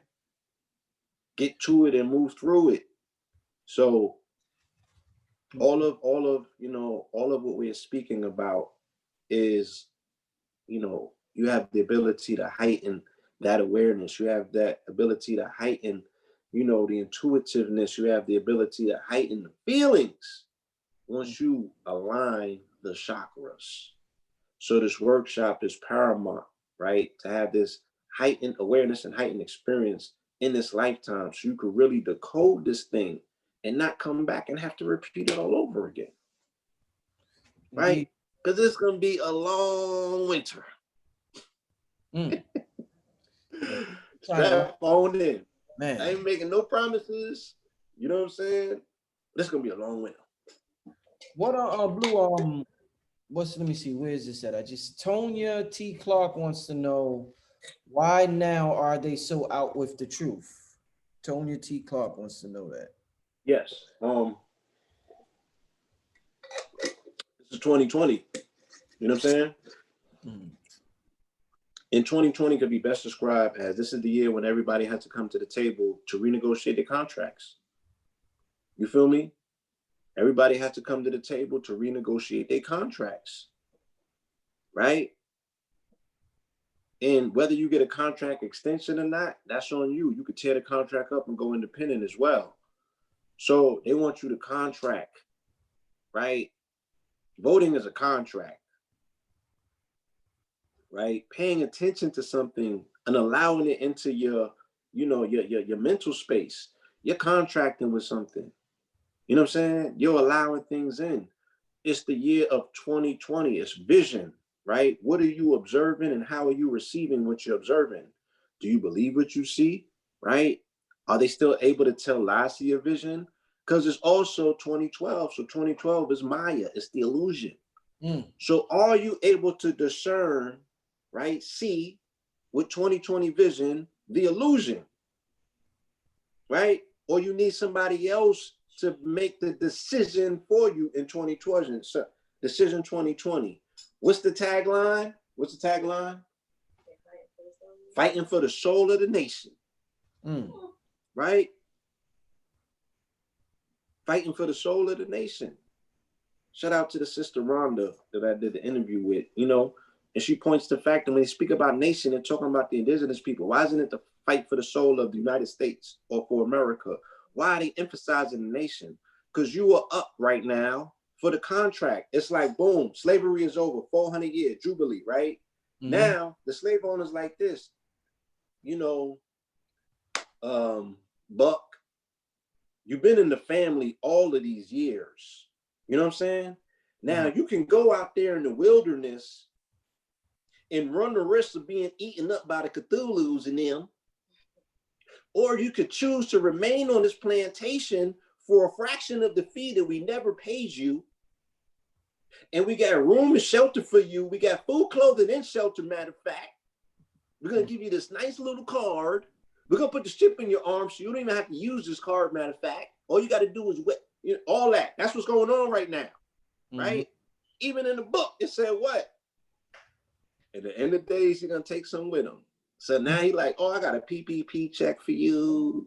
I got all of these things to contract with your ass in the last days for you to give me an extension on my lifeline. That's all this is. Looking for an extension. Looking for an extension with your permission, though. With your permission. Yeah, you got the keys to the estate. You are the estate holder. You are the key holder. You are the check signer. You are the key maker and the key holder at this particular time. If you say so, then it is, right? And they need your help, and they like, thank you, but no thank you at the same time, nigga, get out of here. I got you for another 1,000 years. Yeah. Until you niggas wake up again, until you get woke. Oh, yeah, until you know, a blind person even wakes up every day. How about that? And a blind person dreams. Bro, did you hear me? Yeah. A blind person wakes up every day too. Okay? Yeah. It's powerful, bro. Let me once again, family, make sure y'all sign up. The course of this, for those asking, is $244. Like I said before, it includes it's for 7 days. Like Blue Pill's gonna be live doing live meditation, chakra meditations for 44 each night, focusing on each chakra. You don't have to necessarily be there live. Everybody's gonna have lifetime access to the entire workshop. But besides Blue Pill going live for 7 days, you will also be sent instructional videos from some of the master teachers helping you out, teaching you the importance of Kundalini, the energy, chi energy, breathing. I mean, all that. Brother Panic, Dr. Phil Valentine, Billy Carson, and many more. So there's going to be is a ton of information to clear these energetic blockages that we've had since we were children and that we carried with us to adults, and that messed up our relationships, messed up our jobs, messed up our relationship with our children or our mate, or our finances. Yeah, you know what I'm saying? Finances. And I don't want to minimize nobody's trauma, because I have been getting a precursor of what we'll be dealing with by people coming in my DM and telling me some of their stories. You know what I'm saying? So this is going to take an extreme emotional toll on the body to be able to synthesize these energies to convert it. You know what I'm saying? Into something else, just going into the depths of where we need to go into to do the work that we need to do. Family, I get paid $44 for a 30-minute consultation. So $244 for 7 days is, you know, you can't put a price to the utilization of going in and using your energy and your time and the preparation and everything that goes into this, to doing this work, right? It never adds up to the ticket. So please don't hit us with the, nah. Because if you was going to somebody who had a lighter shade of melanin, put one more 4 on the back of that. And that's the mind that, you know, that's the minimum of what you paying over there, right? You ain't lying about that. Right? Let's ask Billy Carson what some of them conferences cost. $20,000, $10,000 conferences for 2 days. They call it seminar. 7 days? You feel me? I do retreats for 5 days. And that's in the 5 figures. So let's not do this, y'all.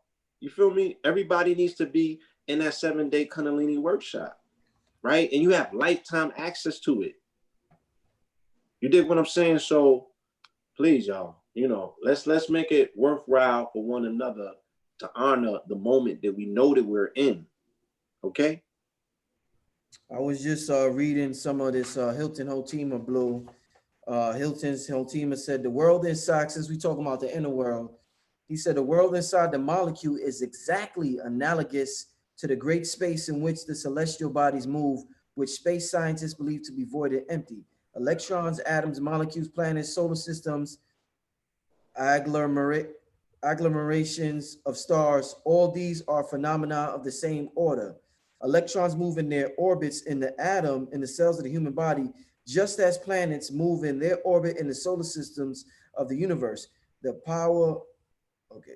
electrons in the atoms in the cells of the human are the same celestial bodies as the planets of the sky, even their velocity is the same. This fact means that the human body resembles the planetary bodies. And the ancient man said, as above, so below. Man is a microcosm. Right. Yeah. Strip down the idea of you being so minimal and basic, family. Yeah. Right? I told you, back-to-back events, we made it stop raining and we made the sun come out. Right? This is verifiable and it's on film. Like, I'm not making nothing up to sound fucking deep to nobody. You dig what I'm saying? I got out of my way a long time ago, right? But it took a lot of steps. So, you know, I'm not beating myself up for it because I'm comfortable with where I'm at in life. You know what I'm saying? And I'm in love with the process. I'm in love with the journey. I'm in love with myself. You know what I mean?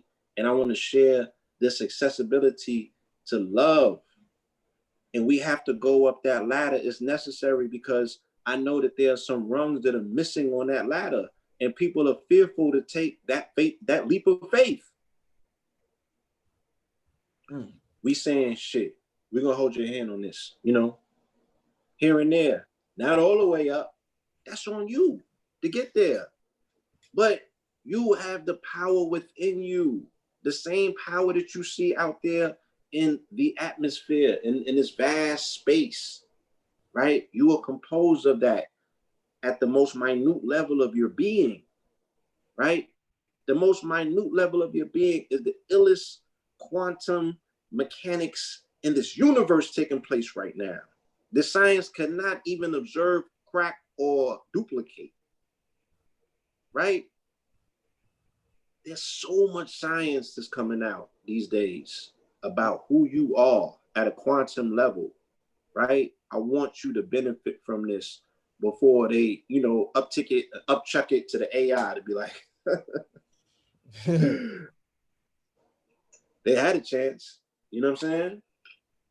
Melanated Nectar said, nah, I thought it would at least be a stack easy. Appreciate the love.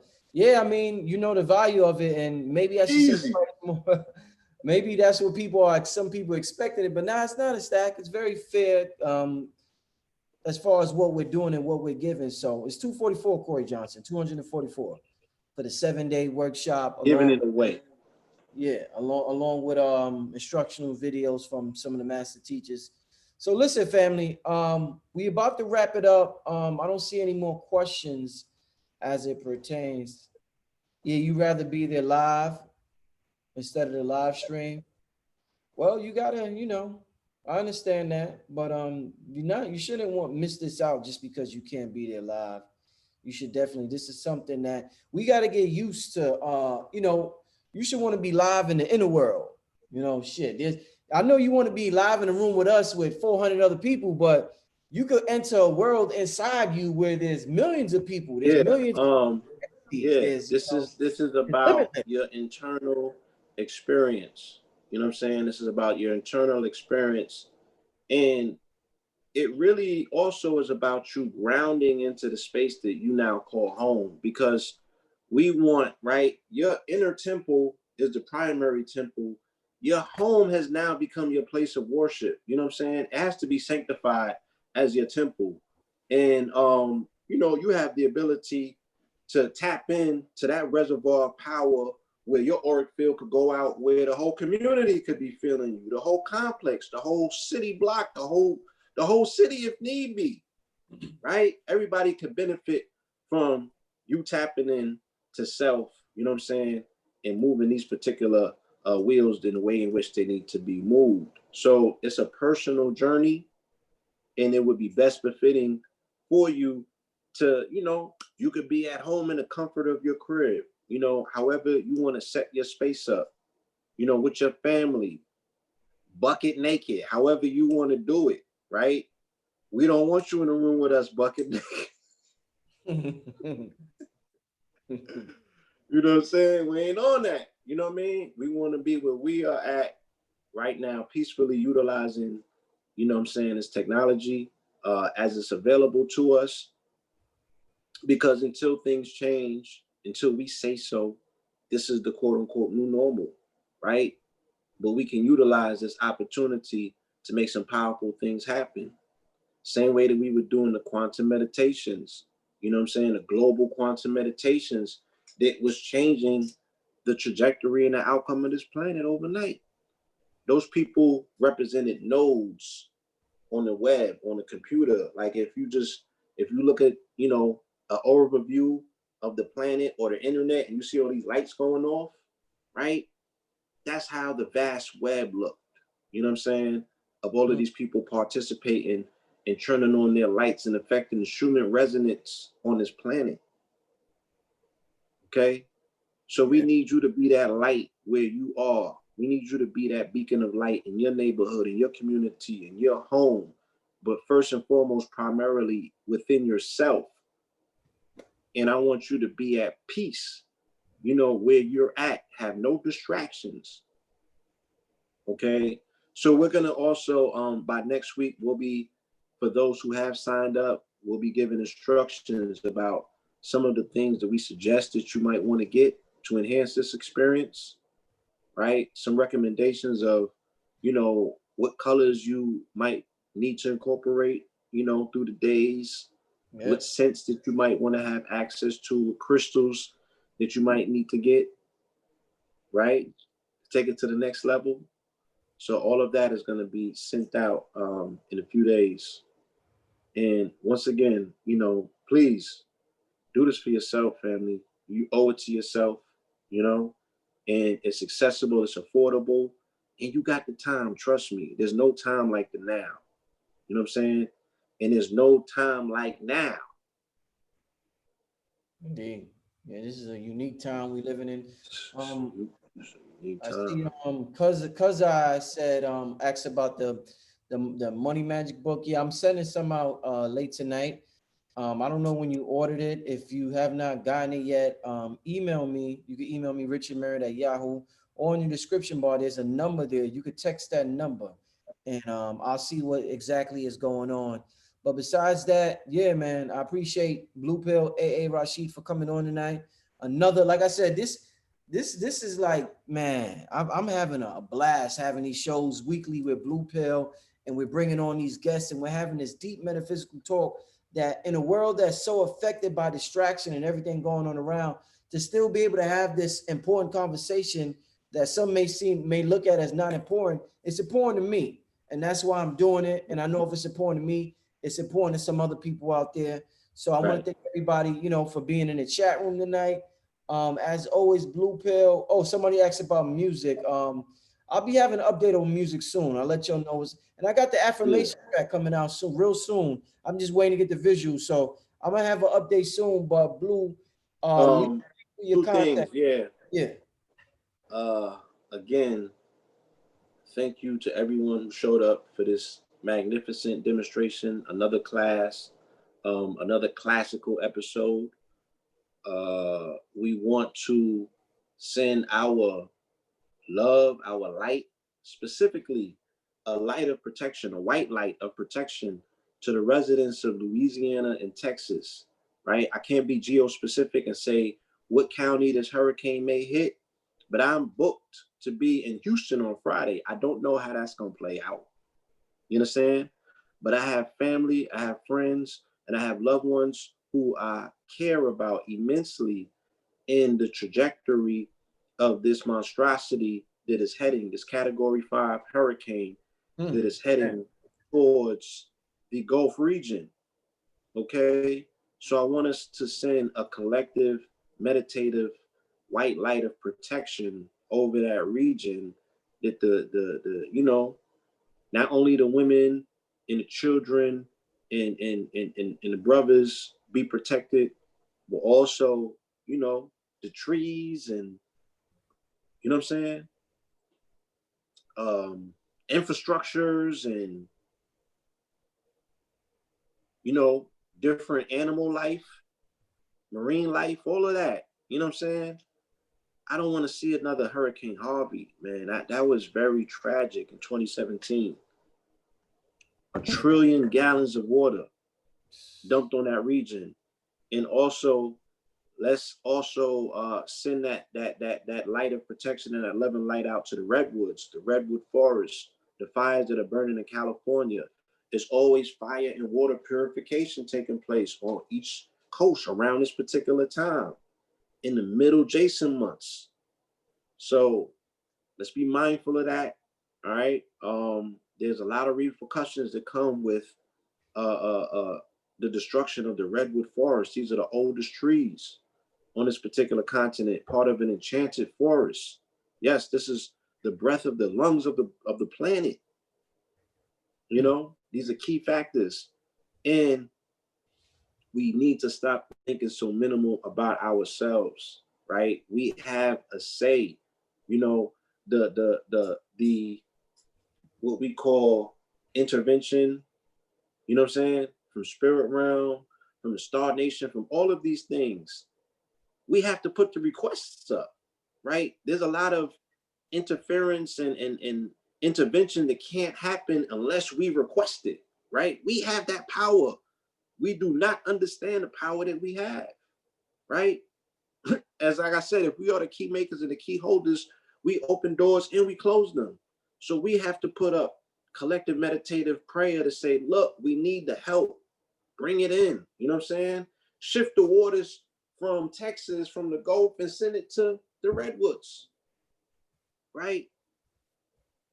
How's that going to happen? You don't need to know the mechanics of how it's going to happen. Visualize it. Trust yourself, right? Make it happen. You don't need to know how. That's not how magic works. Right. You understand? Just know that you can. Know that you have the ability and the power to do that. And collectively, I feel that we could get it done that much more quicker. So take that into your waking meditation, your theta meditation. For those of you who do know the 4-4 breathing technique, tap into it. For those of you who don't, it's another reason that you need to sign up. You know what I'm saying? But whatever meditative state, sex magic, whatever you want to get into, push-ups, nigga, pull-ups, however you need to get it, right? Send that signal out. We need to start doing some work right now. Stop just thinking about ourselves and this motherfucking, this 1,000,000-foot tall wall that you can't get over called white supremacy and police brutality, okay? Start diverting your energy to the planet that really needs your help right now. And the planet will reward you. And the universe will remember, right? And you'll probably figure out the next day how to deal with these, these little niggas, okay? Peace, love, and light. With that At being Blue said, Pillar 44, at Blue Pillar 44 on IG, bluepillar44@gmail.com if you need to holler at me, y'all.